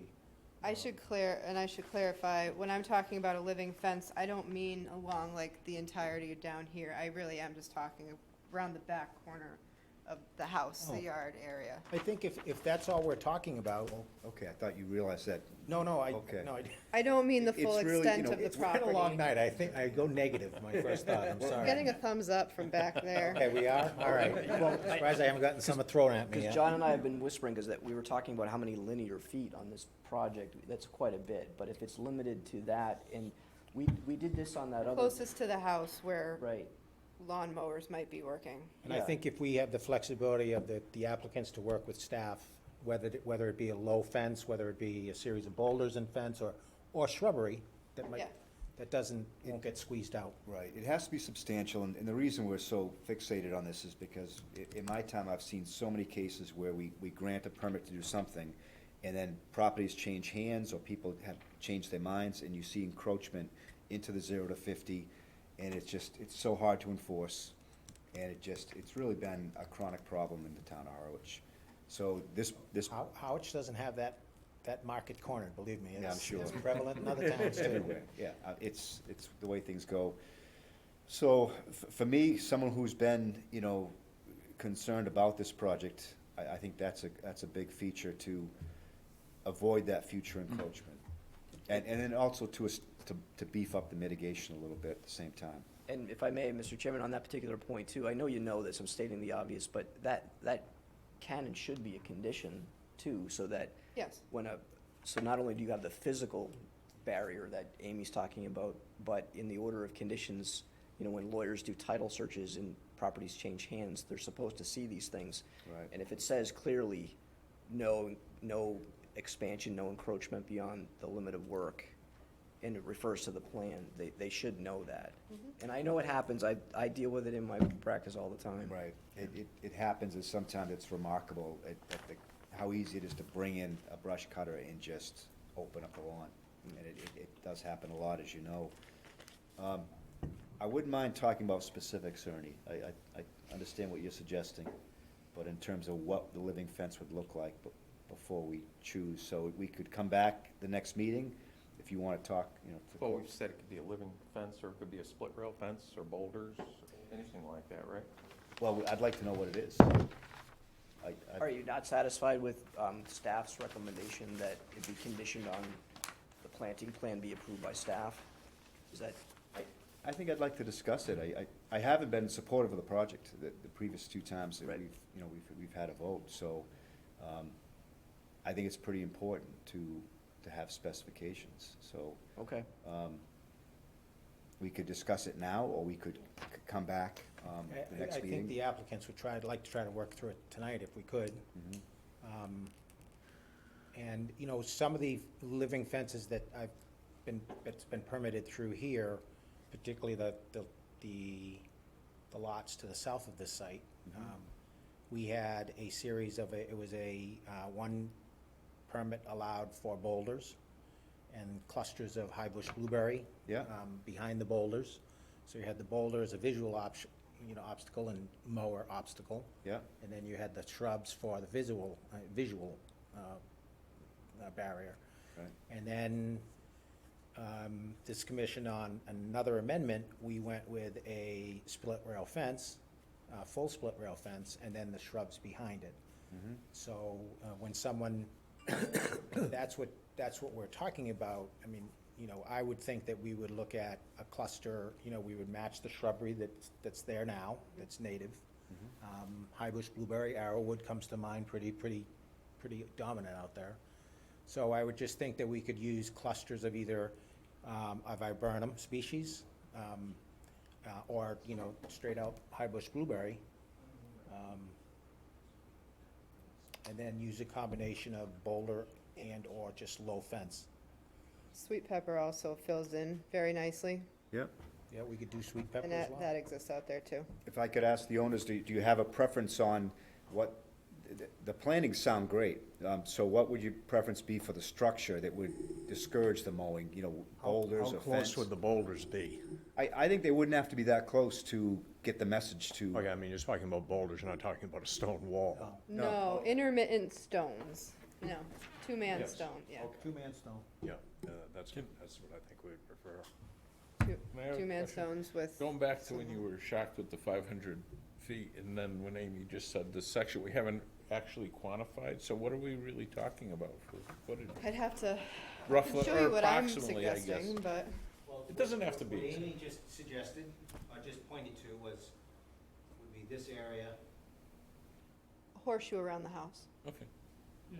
Because alongside the Maybe extend up through driveway, here, Amy? a little bit, alongside the driveway, you really, I'm not as concerned about the encroachment, and also you're gonna have that shrub planting anyways. And it's pretty thick through there. So I really just envision it around the home. So that's what we're talking, and we're, I was thinking more for your benefit as well. Right, I think it's a good Yeah, point, but and maybe since we're trying to get through the hearing, it could be in a condition referenced maybe to some, of the like the wetland flags, like, you know, from wetland flag 128 to whatever, Sure, something that like makes that. sense. We've done that before. Okay. what we just sketched is about 300 linear feet.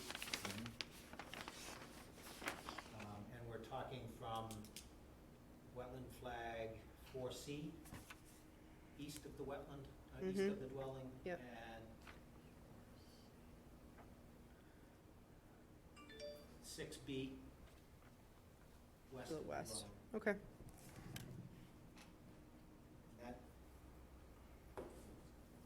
That would be here. Mm-hmm. So this horseshoe would be what we would be looking at. and what would the distance be between the boulders? I haven't gotten into that before. Had not gotten into it before. Yeah. I'm not a fan of the 2 or 3 man boulders, because a push mower only needs Right. that much to get through. Yeah. And what's really nice is a low split rail, just a single rail. Yep. And you don't have to have a continuous rail. You could have the rail spaced, again, for visual, you know, the visual barrier, and then the shrubs behind it. Mr. Chairman, if I can make the suggestion too, I've seen projects where there's some signage, not necessarily for what passersby, but a small, maybe plaque on the fence rail that says 50-foot no disturb beyond, you know, no disturb beyond. Yeah, I think that would be up to the owners if they wanted to do that. I don't think that has, you know, it would not be allowed, you know, by the order of condition. The signage, I don't know if it would add that much in my mind. Okay. But if, I thought it would address, you expressed some concerns about change of ownership and the new owner not knowing. I'm thinking of a physical structure there that Oh, would, don't get me wrong, I wasn't saying in substitution, I was saying Right. in addition to, on the fencing, yep. to John's point of the low rail fencing. Any thoughts among the commissioners on fence versus boulders? Mr. Colton seemed inclined, or preferring the boulders, is that right? Or you don't care? Not necessarily.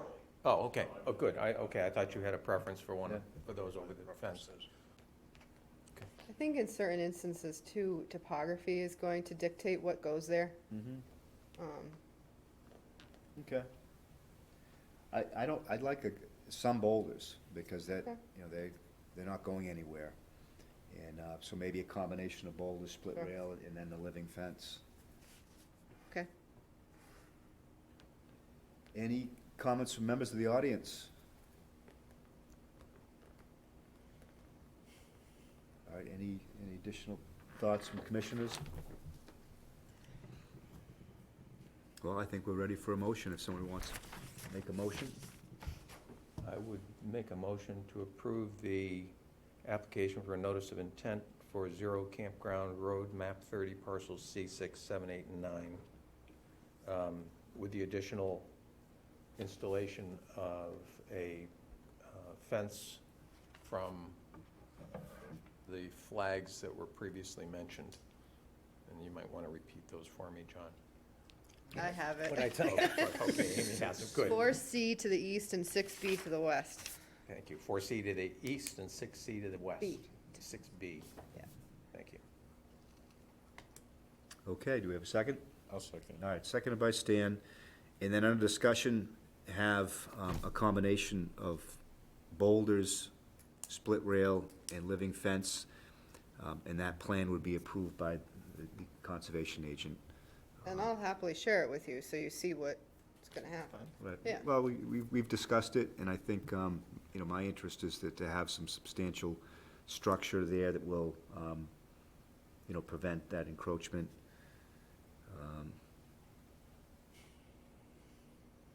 Any further discussion? All right, I guess I'll just make one note, since the owners are here. A typical condition that we put on all these permits is the no chemical application, fertilizers, things like that. Yeah. Just wanted to put it out there. I don't want anybody to be surprised. Very good. Seem like it. Thank you. all right, thanks, Amy. All right, all those in favor say aye. Aye. Aye. Did we second that? Yeah, we have a second, we had discussion. Stan I second. said, All those in favor say aye. Aye. aye. Those opposed say nay. And Mark? Mark? Aye. Okay, so I think it's 5-0. 5-0, one abstention. And an abstention. One abstention. Thank you very much. Well, thank you Thank for you. all the Long back, road. the back and forth, yeah, it was Thank you. essential, I think, so Thank you. appreciate it. Forward to coming out there and working with you.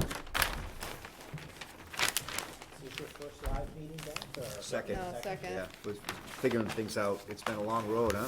I went to, my first meeting was with Orleans Conservation, and it was their first meeting, and all the, you know, they hadn't worked out all the bugs and Yeah. kinks, you know, they weren't used to meeting in person, like all of us. Did you like the remote meetings? Yep. I love the Gotcha. remote meetings. Okay, so we've had quite a few people feel that way. Tomorrow, next Tuesday is a great example. I have a meeting in Friday. Eastham and in Brewster, Yeah, Okay. so I have to figure out a way. With remote, it was nice. All I had to do was make sure there was enough time to log in. right, yeah. Well, thank you and have a good night. Thanks. Good night. I've been having a problem. I don't realize this mic has been here last week. Thank you for I had the all your low mic, time. And I keep. Good luck. You're welcome. Good luck.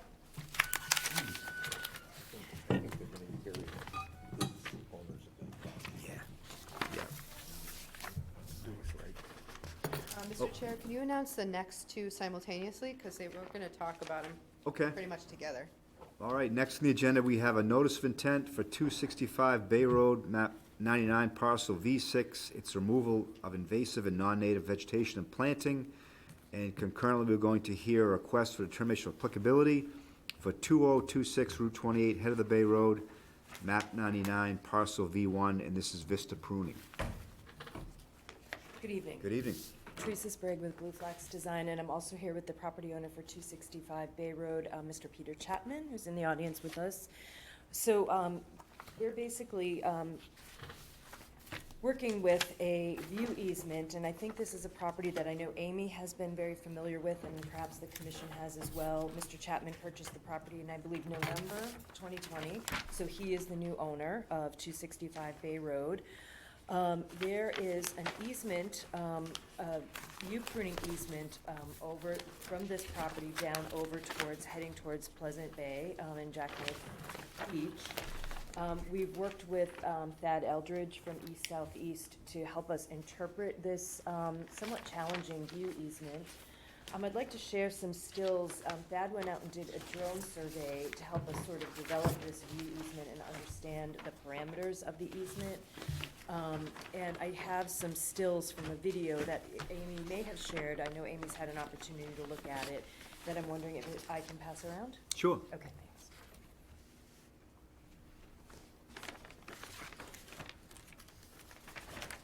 So the area that you're seeing in red as those pictures come around is the area of the view easement. So this is a really steeply sloping lot. It's approximately 110,000 square feet of, which about 60,000 square feet of it is upland. The property itself abuts the Monomoy River, overlooks Jackknife Beach on Pleasant Bay, and then slopes down to Bay Road.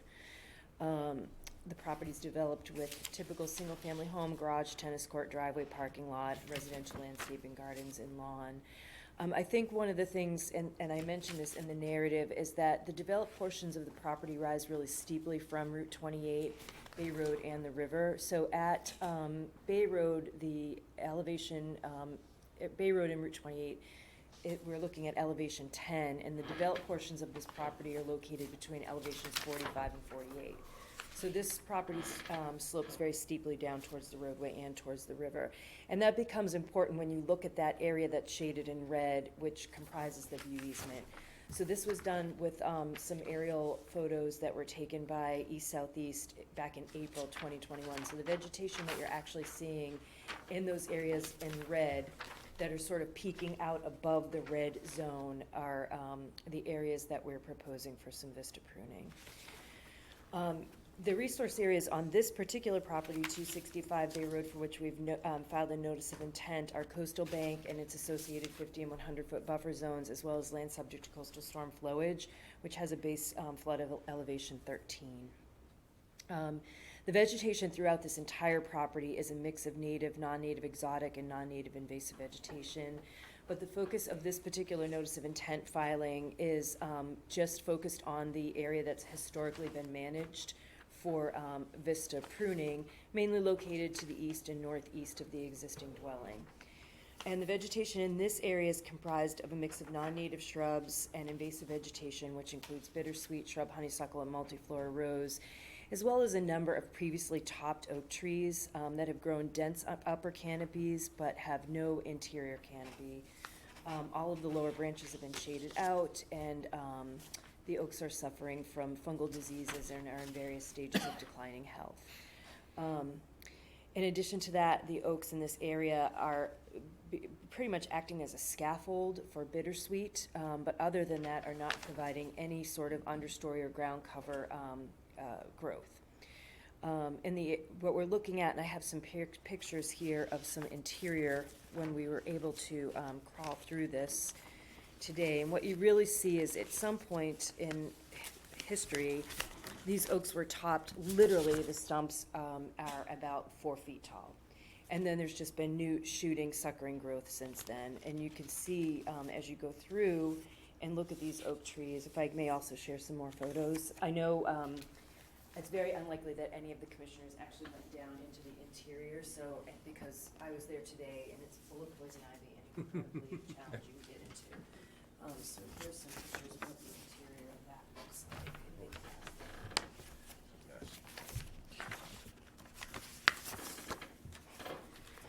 So these trees are in really poor condition. They've been, previously managed without the benefit of best pruning practices, and basically because they've just been topped. So gone along almost with a hedge trimmer kind of thing where they're pulling them across. When we look at other areas of the property that have not been managed as heavily, we see a much healthier understory and other species mixed in.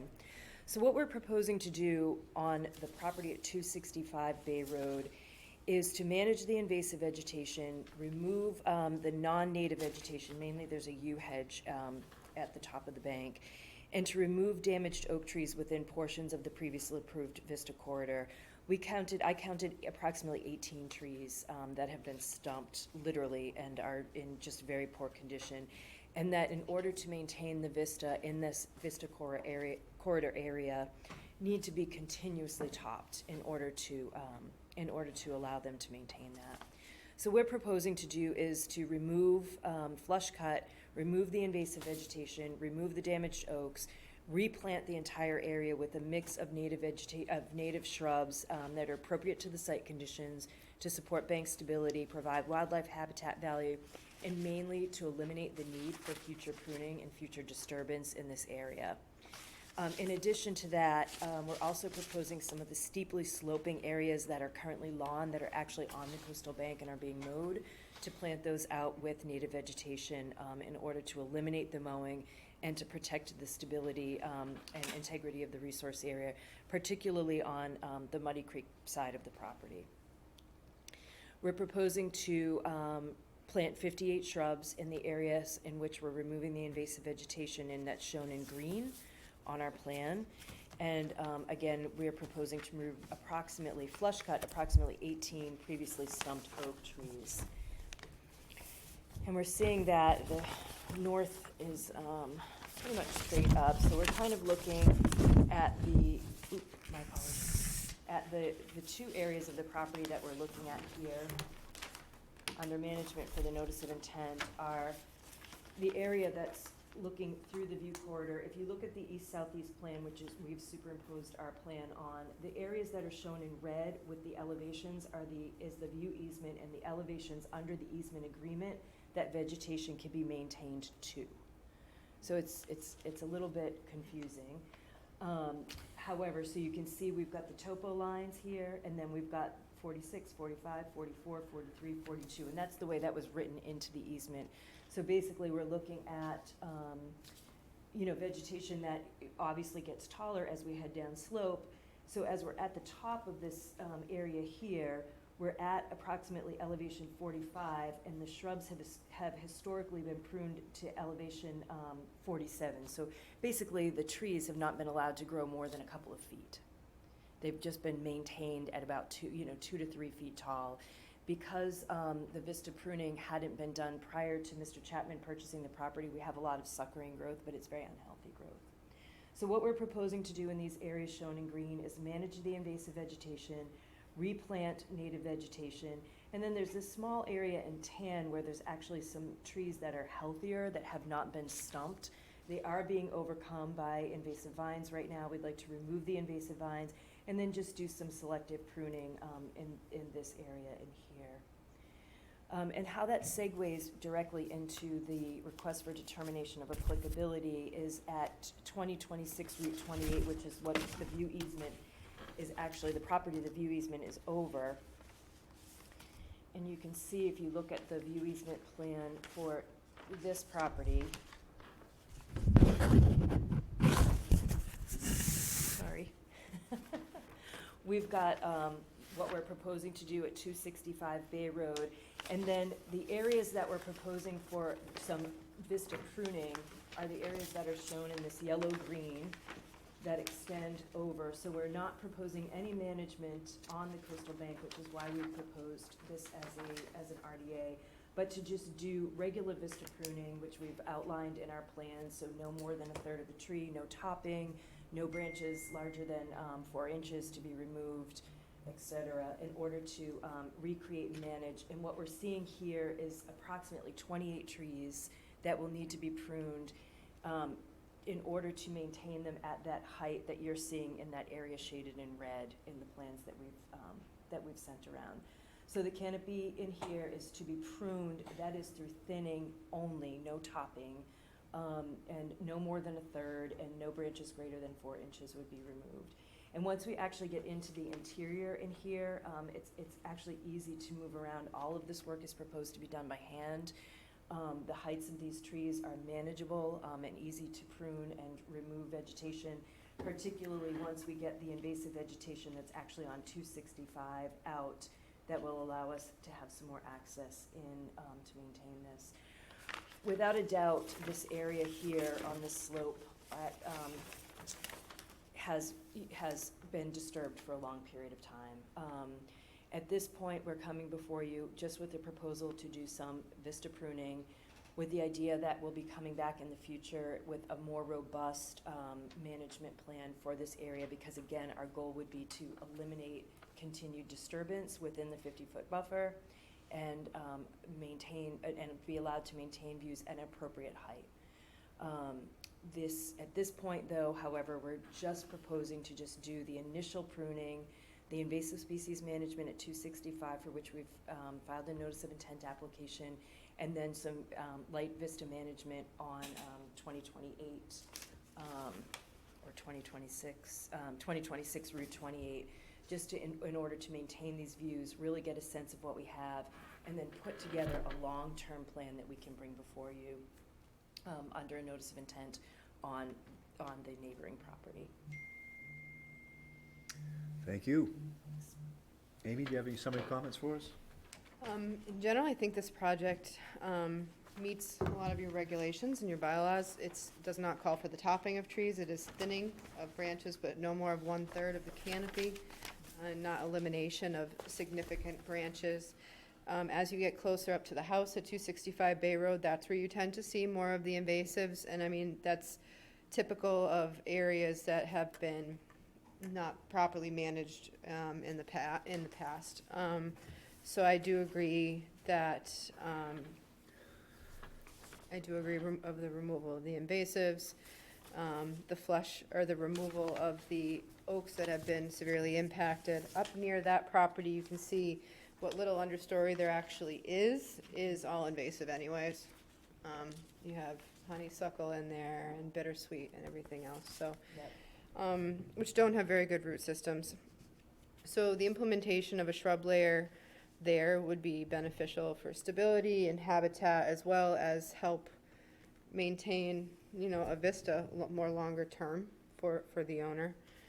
And I would recommend approval of both the notice of intent and RDA, conditioning that if any other company other than Blue Flax is to execute the work that's been proposed, they have to be approved by the commission to do it.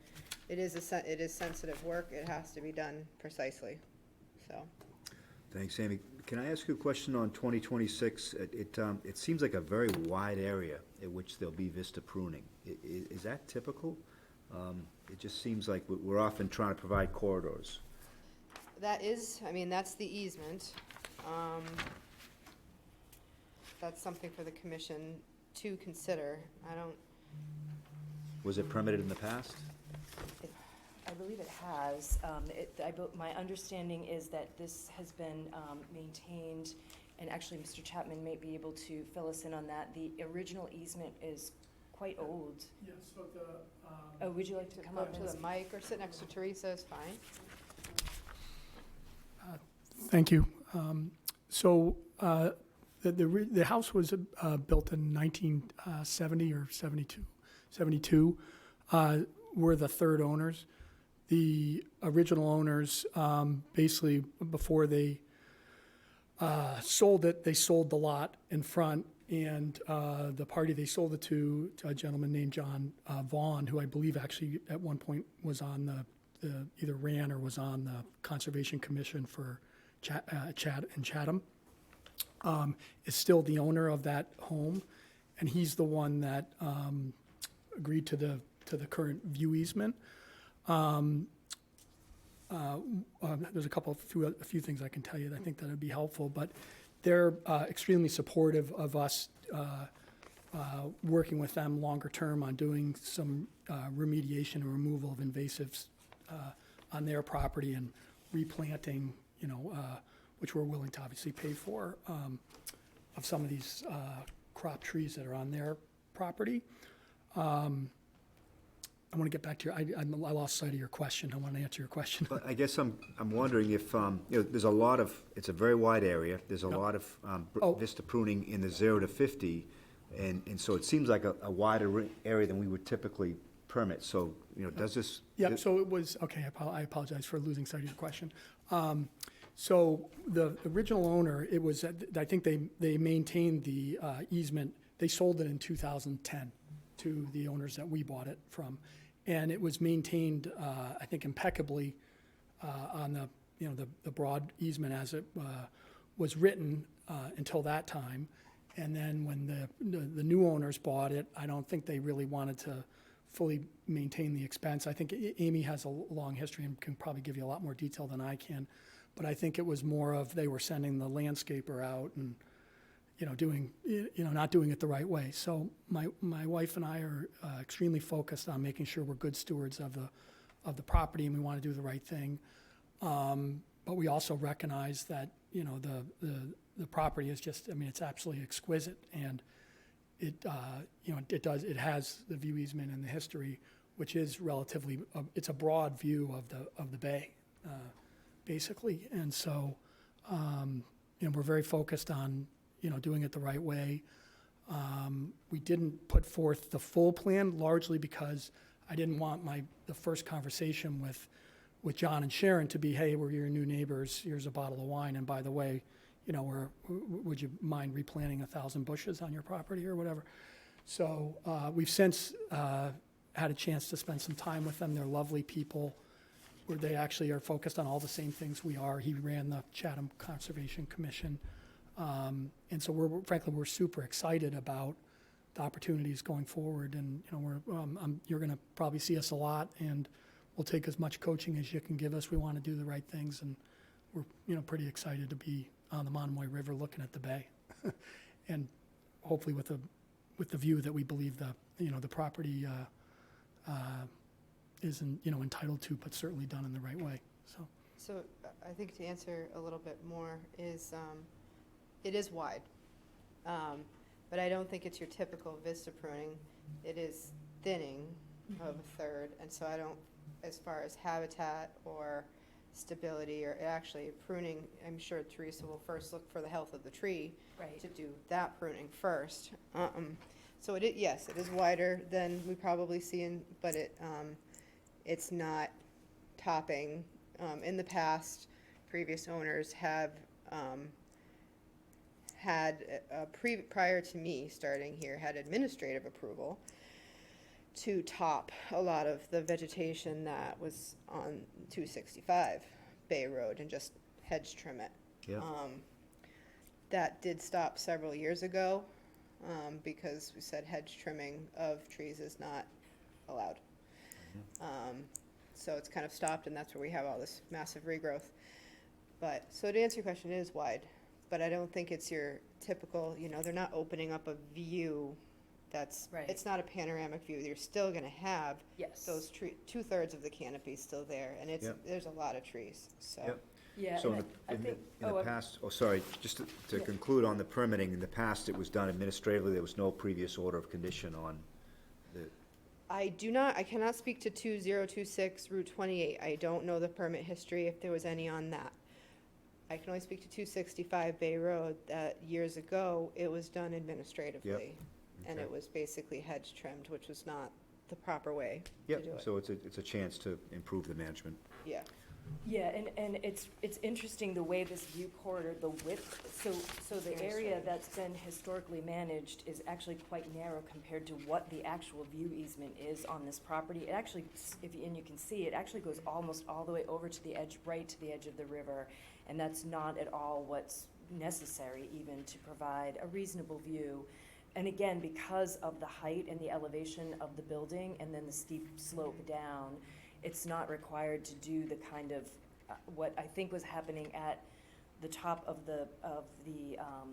on 265, because of this, the way this easement was written, that literally they were cutting these oaks down to 2 or 3 feet tall, which is just completely inappropriate.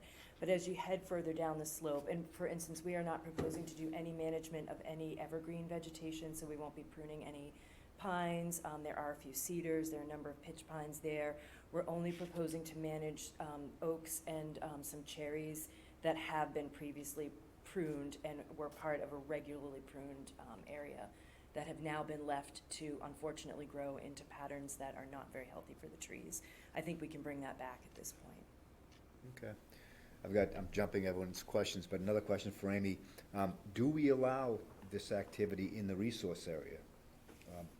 You can, You can. you can, yes. I wasn't sure what our regs say, most of We- the time we're talking about the 0 to 50.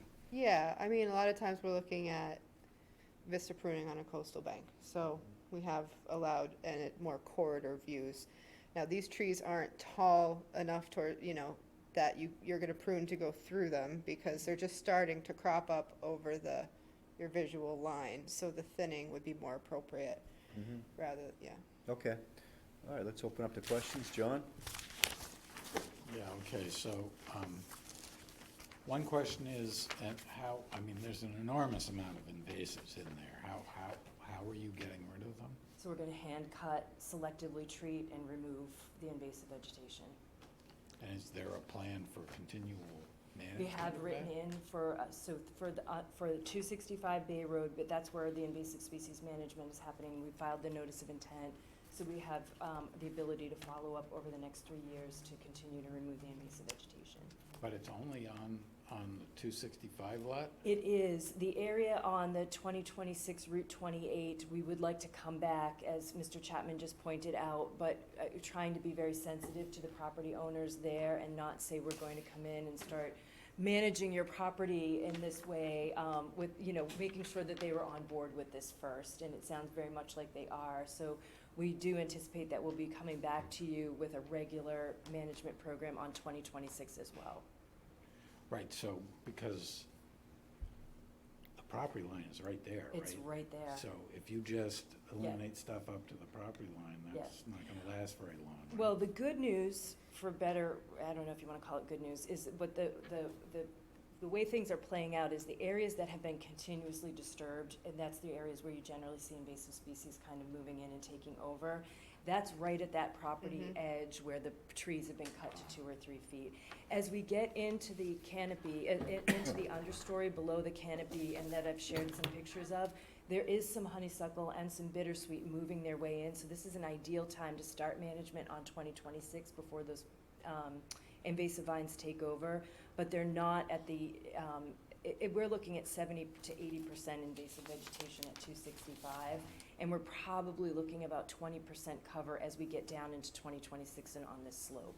So we have some time to get in, put together a plan, work with the property owners at 2026, and bring that before you for approval on that, for that. There are invasive species throughout the entire property at 265 Bay Road, without a doubt, and I know Mr. Chapman has a lot of goals and ambitious goals to come in. It's such a large area, and it's such a steep slope. First of all, heading down to the river, and then the whole area heading down to Bay Road is just covered in Japanese knotweed.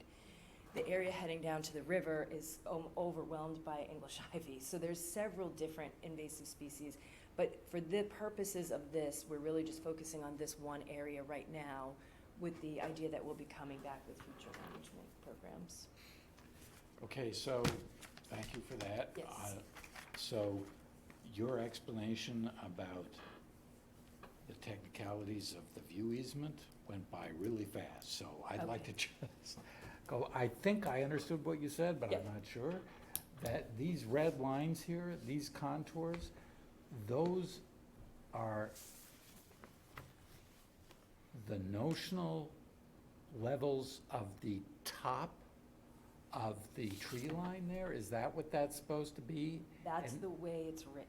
And that's written into the deed? It's written into the deed, So, yes. my question to somebody is, what force does that have in terms of what we decide to do? Anything? No, We're not obliged to we are not.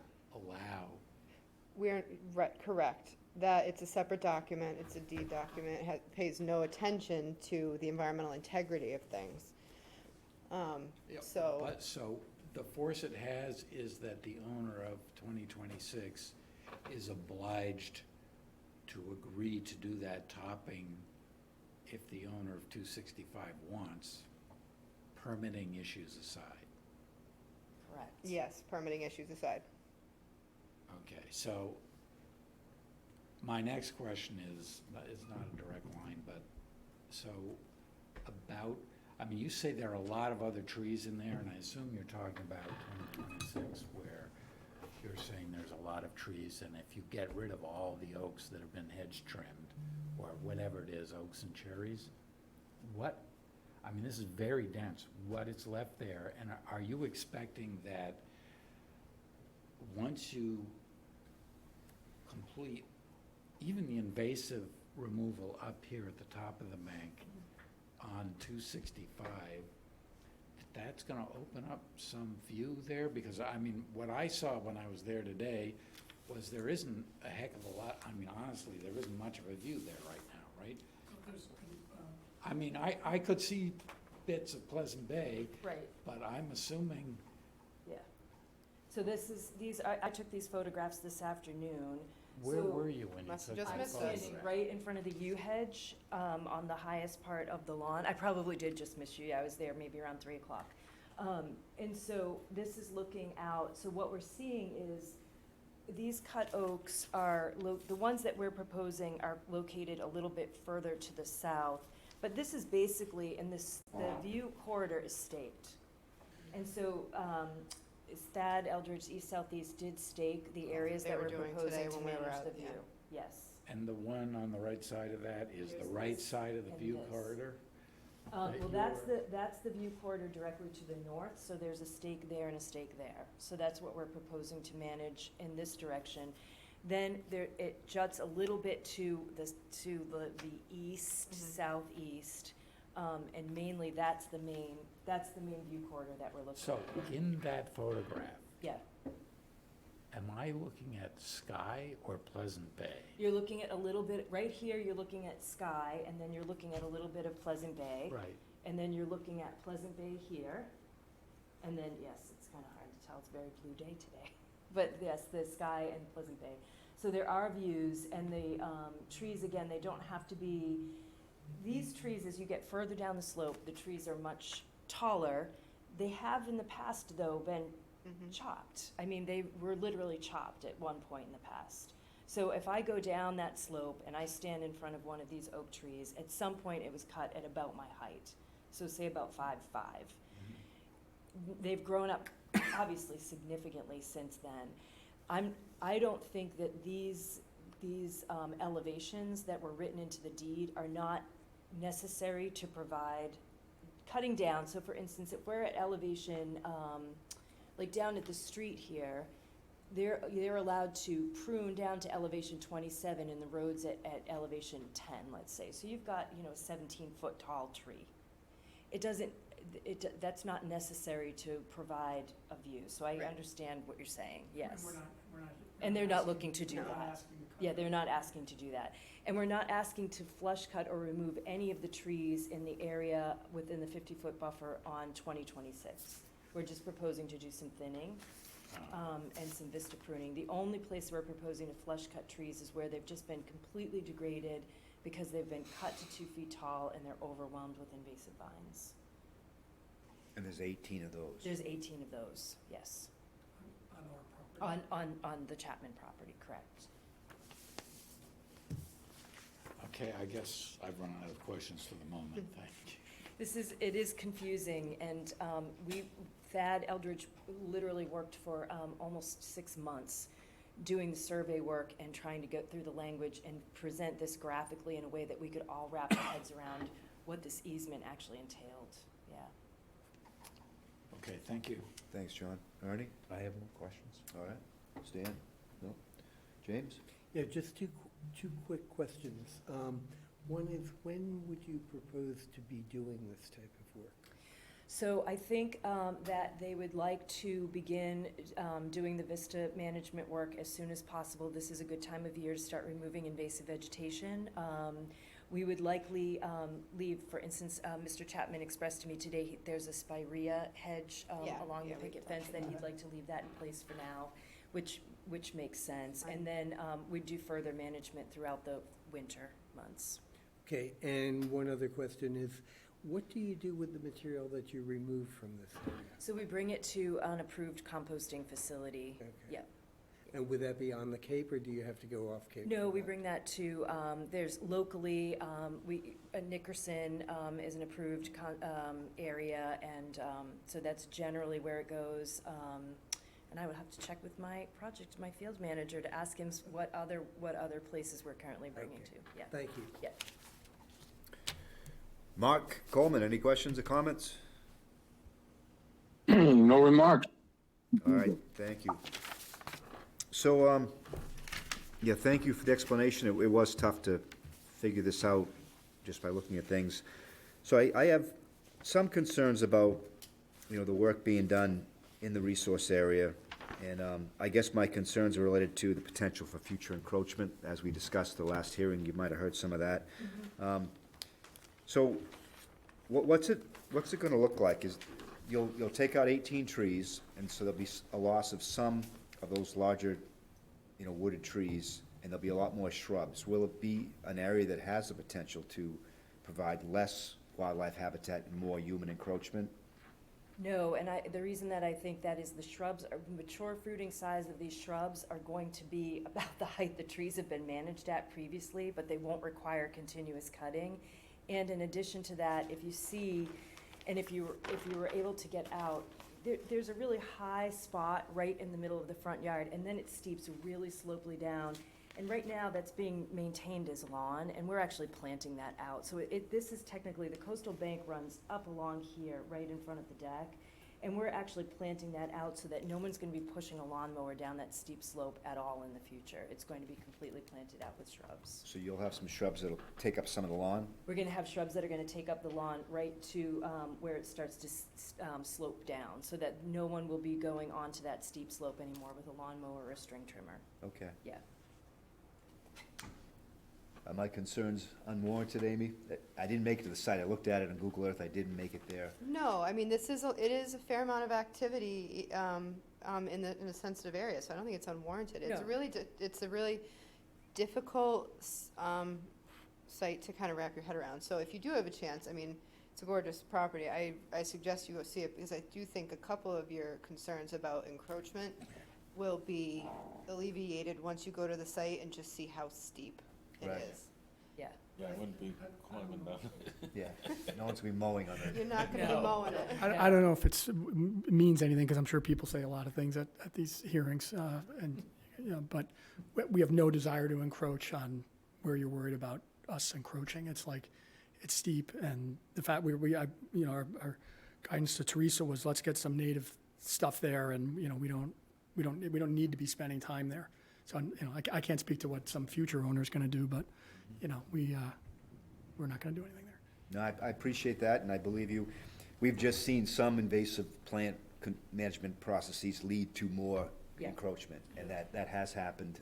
Yeah, No, Go yeah. back 10 years, it was pretty common. yeah. Yeah, and in this particular case, we're removing the invasive vegetation and lawn and adding more shrubs to take up that steep area of lawn. That's good. Yeah, and bank stability is, hugely important to the Chapmans, and it's a really steep bank here. Yeah. Yeah, yeah. So, Amy, do you suggest that we move on both at the same time? Is that, No, because one's a determination and Right. one is a notice, so I'd recommend approval of the notice of intent. right, And then I would recommend approval with a -2 determination for the RDA. -2, okay. Any comments from members of the audience? We have quite a few people still on, but I think we've covered. Any final comments from commissioners? All right, well then, let's start with the notice of intent first, and if we could have a motion on that. I'll move that we approve the notice of intent for 265 Bay Road, map 99, parcel V6. I'll second We've got a second by Stan. Any final discussion? All those in favor say aye, those opposed nay. Aye. Aye. Aye. Okay, so we've got, Mark, did you want to vote on this one? Aye. Okay, 6-0. Notice of intent is approved. Next, we have the RDA. Can we have a motion on the RDA? I'll move that we approve the request for determination of applicability for 2026 Route 28, head of the Bay Road, map 99, parcel V1, with a -2 determination. And I'll second that one. Seconded by Stan. Under discussion, I'll ask a question that I forgot. Do we have any monitoring reports for these, or would you expect? Yes, I was gonna incorporate them into the orders of conditions, is twice annually the first year, and then once annually for the following 2. 2 years, perfect. Perfect. Yeah, okay. All right, then, those in favor say aye. Aye. Aye. Opposed, say nay. Mark? Am I missing Mark? Aye. Okay, I think there was an aye. All right, 6-0. You're good Thank you. both ways. Thank you very All right, much. thanks for hanging in there. Yeah, his property goes down No to. problem, we'll be seeing you. Okay. Yeah. And that's not even covered this, he's gonna be coming before us, we were talking. Right. It's, yeah, I looked at it in Google Earth. Yeah, long as, you know, it's resource area. Yeah, it's our resource area.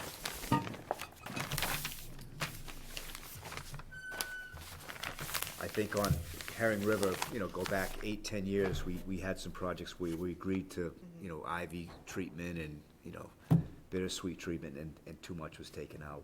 And so people got more lawns and more space, so, I think the whole thing's evolving, getting better. Okay, so I guess that, we're on to orders. Yep, got a whole bunch of little business, so. Yep. So first is 226 South Westgate Road, map 56, parcel M2-5. This was a new house on an undeveloped lot. Yep. If you have any questions or comments on the special conditions, let me know. I have no comments on the first 4, so I have an edit on. Oh, please. On Westgate, which is, it's just a typo thing. Special condition number 6, Yep. the word "are." Oh, should- area. Thank you. I was flying through these the other day. I imagine you were. Got it. I also have similar edit for Geraldine. Okay. We'll get to that in a minute. Anything Doing these else one for 226 South Westgate?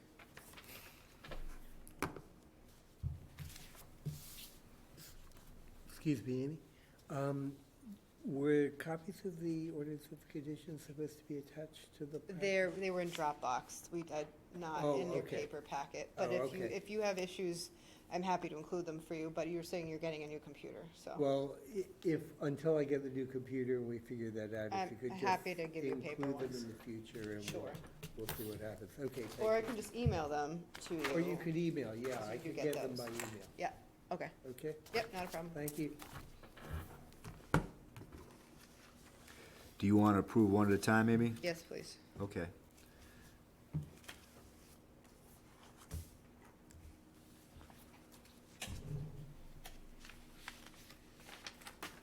Well, I move that we approve the order of conditions for 226 South Westgate Road.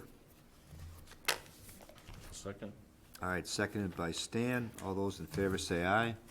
Aye. Aye. And I'm going to abstain. Aye.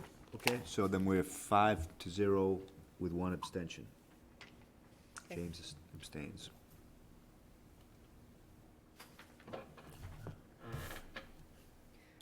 How are folks on for Geraldine?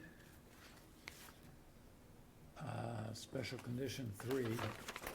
Do you see that? I actually didn't print that one for myself for some reason. So what is it? I'm gonna make Is- myself a note. It's special condition 3. Yep. You have the word "is" where it should be "it." I think you can probably Is see it when Or you look. if. Okay, got it. That's as far as I got.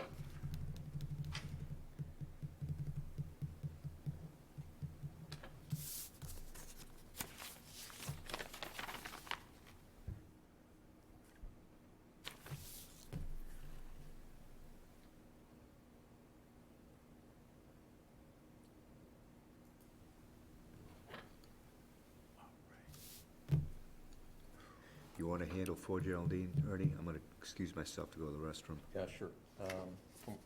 Have a motion then on the order of conditions for 4 Geraldine? I'll move to approve the order of conditions for 4 Geraldine. I'll second. All in favor? Aye. Aye. Mark? Mark? No? Aye. Oh, okay, And thank you. I'm abstaining. So 4 and 2, I guess. No, bad. 402, yeah. We can do the next two together because they're they're in conjunction with each other. So the next two are 2 Brewer Drive I'm and sorry, I 6 meant Brewer 4, 0, Drive. 2, not 4 and 2. Yeah, because one is contingent upon the other, so.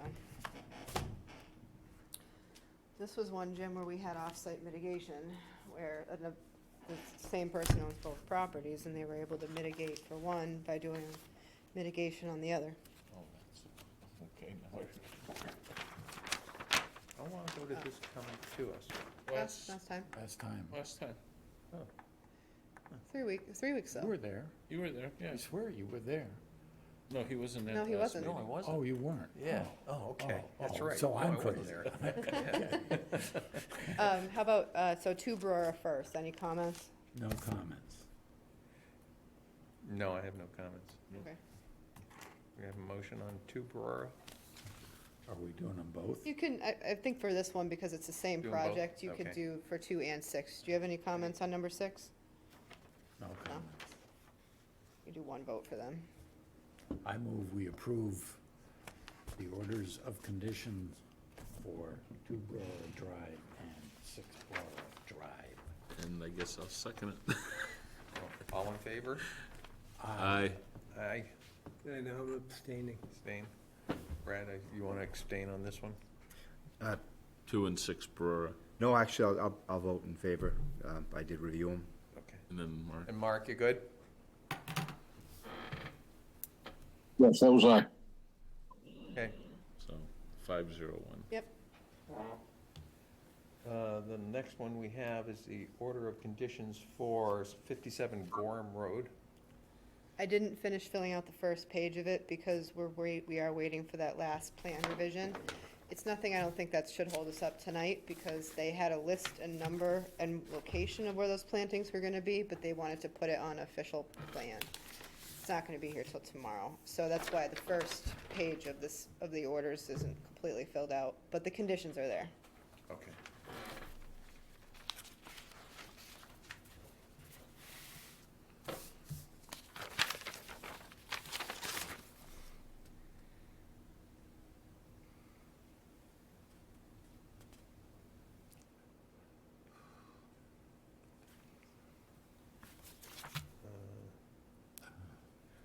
Oh, we do have the pesticides, okay. Any comments on this? I have none. A motion on this? Sure, I'll make a motion. I move to approve the order of conditions for 57 Gorham. Well, I guess I'll second it. All in favor, We're- please say aye. Aye. Opposed? Mark, you're an aye? Aye. Thank you. Yeah, and I'm abstaining. One abstention. The next one's 110 White Road.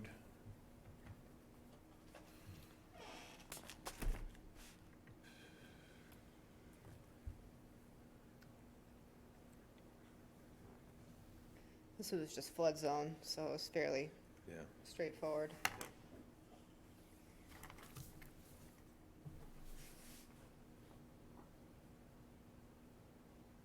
Any comments? I had no comments on that one. Nothing. I move that we approve the order of conditions for 110 Hoyt Road, map 24, parcel R8-8. We have a second? Stan? I figured you'd second it. I'll second it. All in favor, say aye. Aye. Aye. One abstention? Yes, I'll abstain. Okay. And there's Mark, aye, okay. Next one, oh, we're into the certificates of compliance. Now, How No, come, we've got 19 Wacquasit. Wacquasit. I don't have that on your, Oh, whoops, it's on the agenda, but not in the, not on the site summary, probably. Sorry about that. We had a revised, you may have not have a revised agenda. We did revise it online for 19 Wacquasit. We forgot to add 19 Wacquasit Order, or, order. yeah, so yeah, I haven't seen that. It's not in the. well, I see, I have the order It on, should be in It was in Dropbox, but it's not on the Dropbox. I agenda. can go through it for you. We do have to issue it within 21 days. That's the only thing. If we wait till the next meeting, we don't have 21. Do you have a hard copy with you? Yep, I wouldn't mind looking at it. sure.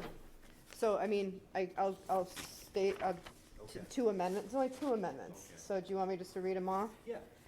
So Yeah, the that's in two amended Dropbox. conditions for Stevens, the section is number one, the section of patio in previous special condition number 2 is allowed to have walls and windows. The footprint is not to be expanded. This is the area that was formerly patio on the southeast side of the home.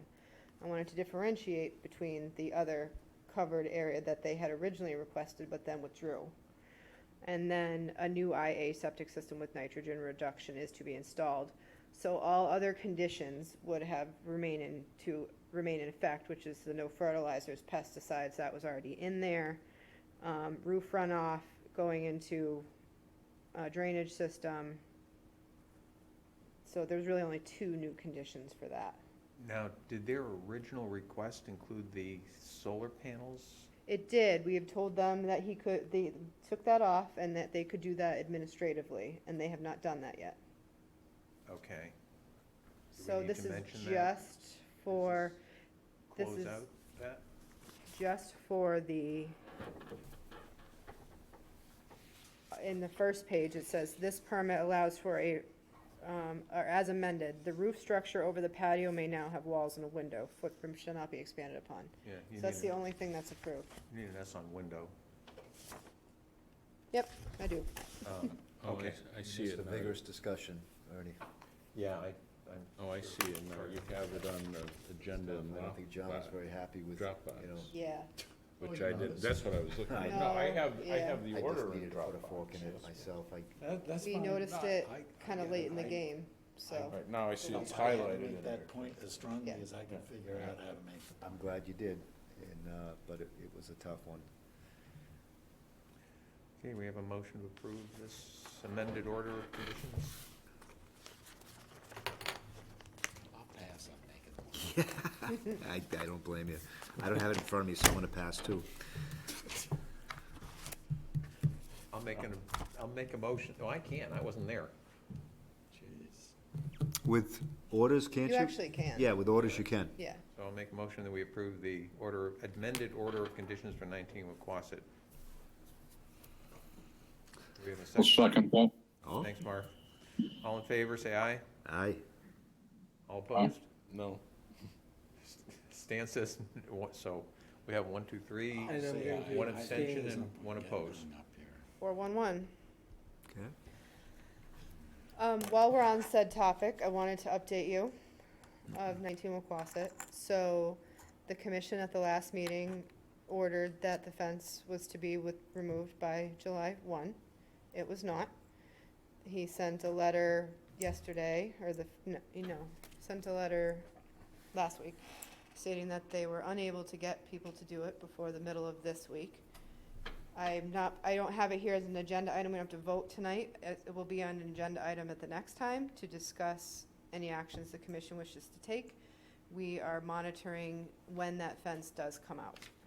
So we are documenting It's that. still in there as of today? Did not check today. I was gonna check tomorrow. It was there yesterday.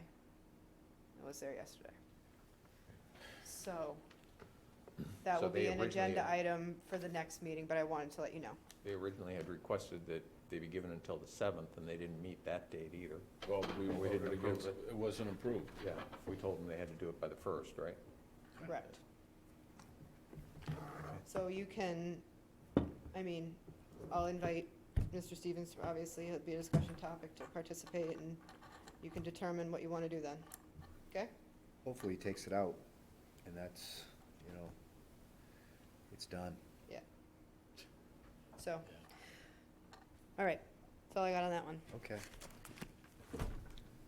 Now we're into certs of compliance. Okay. Do you want us to announce them, or you just want to read?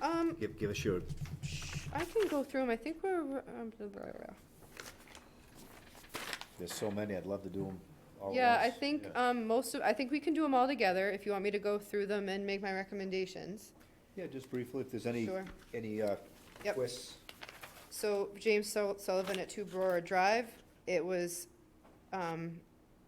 several years ago, they never did the work, and they now have a new order of conditions allowing for construction of a house.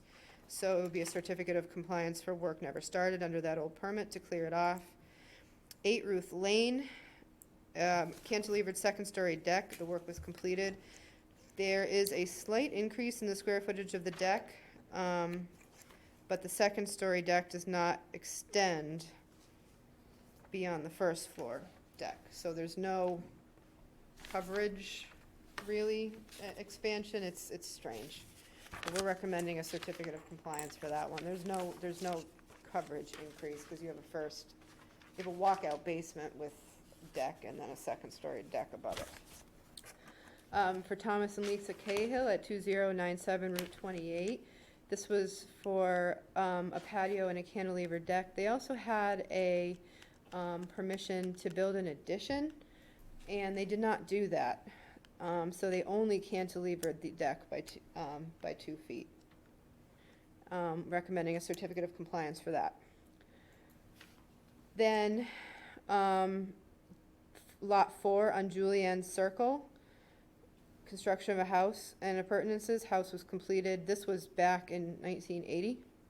There really were no conditions on said permit other than a plan. We just checked what we could, and it remains in the same spot. So that's what we like to see. And then 31 Poon Pit Lane, which is actually Saquatucket Bluffs now. Stairway from the top of the beach. This is an older permit. They have already did the work and received a new permit and a certificate in 2010, so we want to close that out.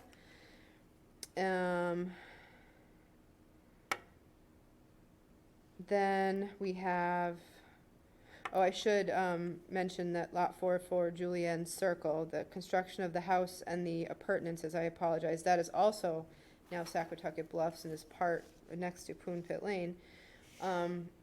That house was completed, but then later on, there was an addition put on that got a building department permit but never got a conservation permit. That being said, they've already been in talks with me with submitting an after-the-fact notice of intent for that new addition, which was done still some years ago. But I don't think it should hold up the certificate of compliance for the property now. Worst case scenario, we can issue an enforcement order to do an after-the-fact notice of intent if they don't do it. I do think it would be something that would have been approved. All right, and then Lot 27, Old Coach Lane, construction of a house, never started. And then again, 27 Old Coach Lane, work never started.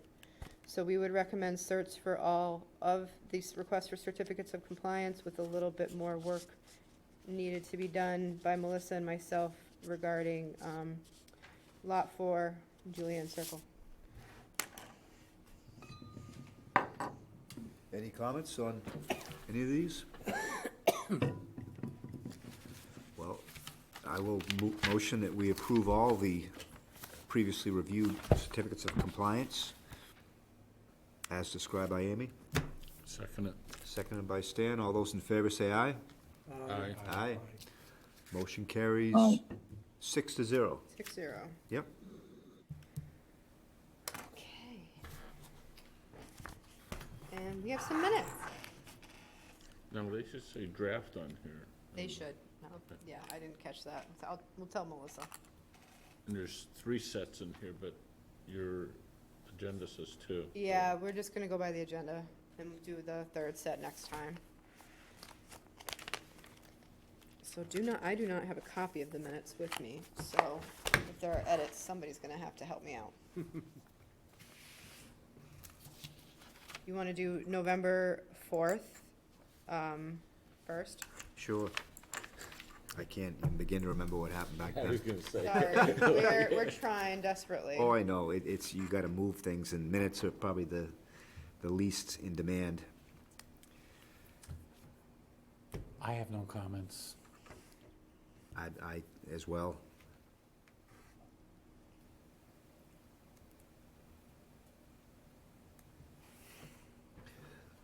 I have no comments. All right.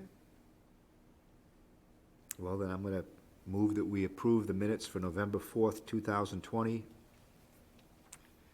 I'll second it. Seconded by Stan. All those in favor say aye. Aye. Aye. Aye. Okay, so we're 4-0. Yeah, One I'm going- abstention. I'm Two going to abstentions, abstain. because Ernie, Abstentions, yeah. Yeah, okay, two abstentions. 4-0-2. And then for June 11th, the I on-site read meeting. that one, I didn't have any. Yeah. I have one comment, which is Carolyn's name is listed twice in the list of attendees. Oh, Oh, I didn't. Carolyn 2 times. Okay. You're gonna fill Carolyn's role of being the one that really looks at these things and I figures it I out. just pretend to, you know, I read until I find a problem, then I stop. Oh, because I read everything else, That's not except I didn't look at who had Yeah, done right, it. so, All right, that's probably best kept brief, those minutes for that site visit. Hey, you know what? Now that you say that, I don't see my name there. Oh, maybe you're supposed to be. oh, so she substituted Carolyn. No, because you say absent James Donovan, but my name's not here. I didn't notice that. I All right, I put you apologize. on. You were there for part-time. Good catch. Wow. Sorry about that. Well, I move that we approve the minutes for June 11th, 2021 on-site meeting at 19 Wacquasit. Second it. Seconded by Stan. All those in favor say aye. Aye. Aye, motion carries. Yeah, I'm abstaining. Yep, we have another abstention. All right, any other business? Do you folks want to discuss reorganization tonight? I think we should. Well, my preference is to turn the gavel over to a new chair. And I have discussed it with the vice chair, and I think he is willing to step up. And so we can have a discussion on that, but I feel that anyone on this board could step up and do the job. I think we have a great composition. I think the 2 members that just stepped down, the same goes for them. We've really had a good commission for a long time, so I think it's really, you know, I don't feel bad passing on the leadership. And I guess I'd just like to thank the previous chairs that I've been under, Chet Borges, Dean, Dean Knight, and Walter Diggs. So 3 fine gentlemen that I learned a lot from. So I'd like to make a motion that we, Can I ask a question now? Sure. Just a Sure. point, because I happen to be looking at the list of commissioners on our town website. Yep. And they show Ernie through 2021 only. It has to be updated. That's Yeah. what I was. Yeah, it has to because be I saw- updated on the And website. they show you as 2022. No, they didn't. Ernie will be updated. yeah, so I was due to expire in June 30th. Right. And I agreed to stay on until we could fill, you know, with myself, 3 people stepping No, down. I understand that. Yeah, so- But with Ernie, I was just making sure we don't have a technicality that you're not No, on. Ernie got re-upped. Okay, that's what I was questioning. It's just a website issue. Other than that, yes, I agree with you. Okay. And let me ask what your plans are as far as resigning completely.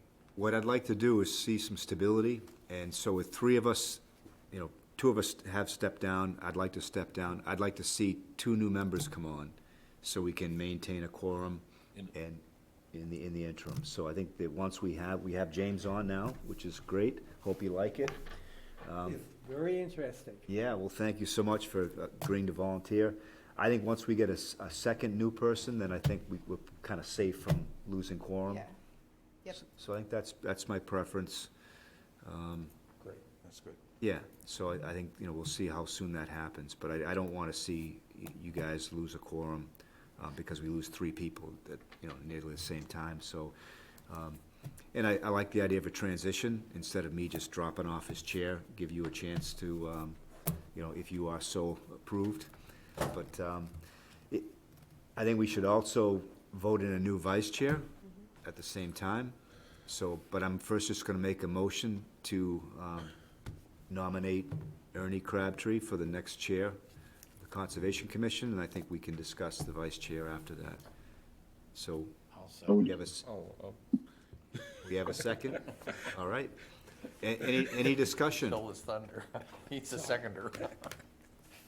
All right, seeing none, all those in favor say aye. Aye. Aye.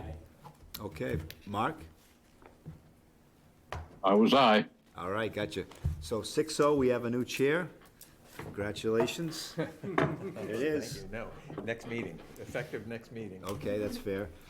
And in that case, then, I think, we should discuss a vice chair. And we don't have to have a vice chair right away, but I think it's a good idea to have one. I do too. And so, if someone would like to be nominated, we can do that.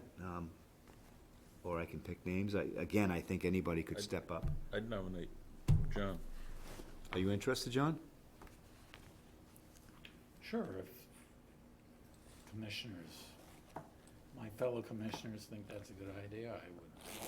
Yeah. be step in. No, I think that, again, I think everybody here can step up, but it's good to have the structure and then have you start to learn, because Ernie will probably miss some meetings perhaps in the wintertime. So I think it's important to get that going. So I nominate John Ketchum for our vice chair. I'll second. All right. All those in favor say aye. Aye. Aye. Aye. Okay. Motion. Go ahead, sorry. Yep, motion carries. I have one more suggested change. Jim has been also appointed to the Real Estate and Open Space Committee. And we need to fill that spot as a member from the Conservation Commission. So you may want to consider voting him as your representative to Rios. Okay. And that James has an interest? Yes. Okay. And what does that entail? Well, I'm just starting to learn. I haven't been to a meeting yet. I can tell you. But no, I mean, the Real Estate and Open Space Committee, my understanding is that they advise the selectmen on real estate issues affecting the town of Harwich. And I think one of the main sort of objectives over the next year, from what I understand from the Board of Selectmen, is to start dealing with this issue of owner's unknown property and figure out what that is, what the town should do with it, and how we can either get it back on the tax rolls or into some type of productive use. So that's going to be one of the main objectives for the committee over the next year. I think one of the others that I'm going to be raising is to do sort of a survey of the various departments in the town to see whether or not there are specific real estate needs that are currently unmet by various town departments. Okay, good. I'm just wondering how Yeah. conservation will play into that, I guess. Well, one of the potential uses for the owner's unknown would be conservation land. And depending on where land is located, whether it's close to wetlands, whether it's in an environmentally sensitive area, will determine whether or not it should be considered for conservation land, considered for development, or considered for sale by the town in order to generate revenue. Okay, good, thank you. Wasn't Rios very involved in the attempted purchase of the Cranberry Bogs, the Jenkins Bogs? Well, any attempted purchase of that Right. type of property would certainly be discussed at the Real Estate and Right. Open Space Committee. And they would take, that committee would take a vote and then, advise the selectmen as to what the committee thought. And again, any purchase would have to be approved by the selectmen, and it has to go through town meeting, et cetera. So it's advisory committee. It's an advisory Yeah. committee, unlike this, which is a regulatory committee. They do a lot of the legwork when it comes to real estate Right. transactions. When somebody wants to try to sell the town property, that's who they go to first. Yeah. When the town wants to sell property, that's the suggestions of what to sell and what to do with it comes from them first. Yep. So it's actually, it's really, I sit in on most of those meetings. A lot of it has to do with conservation. So Yeah. it's really interesting. Yeah. Out of curiosity, are there a lot of unknown? Yes. Oh, yeah. Well, I know, like we talked about on Herring River, that piece Miscellaneous of and property. then owners unknown. Yeah, Yeah. it's a lot. Yeah, and of course, when it's unknown, nobody's paying taxes on No, that no, I property, understand. and it's not being used, it's not being managed. Mhm. So it is an issue that the town has recognized for years, but I think there is now a push from the Board of Selectmen to start dealing with that issue. Well, I'm gonna nominate James to serve on the Real Estate and Open Space Committee. Thank you. Second that. Second by Ernie. All those in favor say aye. Aye. Aye. All right. You're signing up for all kinds of things. I'm gonna be busy. I don't have any other business for you. I do have, since Carolyn and Jim stepped down, a lot of our signature pages are null and void because Carolyn was one of the 4 signatures on most of them. So I do need new signature pages. So if you don't mind taking a few minutes at the end of your night, Yep. passing these around. Yep.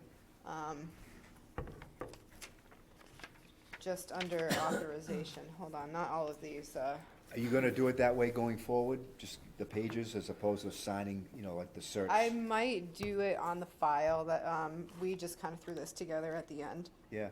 So it's under it's not every single page you'll be looking at. This is for tonight. Yeah. So you have to flip through and find the signature lines. Yep. Oh, But that's right, we used to Let me pass know if you around have- these, I Just forgot pass about around it. and a big old Well, stack. just because you abstain doesn't mean you Yeah. can't be a signatory. Okay, that so in I a can while. You can sign, sign, yep, okay. yep. We need So- to stay in session, or can we adjourn? No, you can Just- adjourn.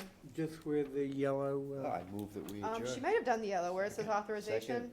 Is it say, yeah. yep, All those in please. favor say aye. Aye. aye. We are adjourned. Thanks, Mark. Bye, Mark.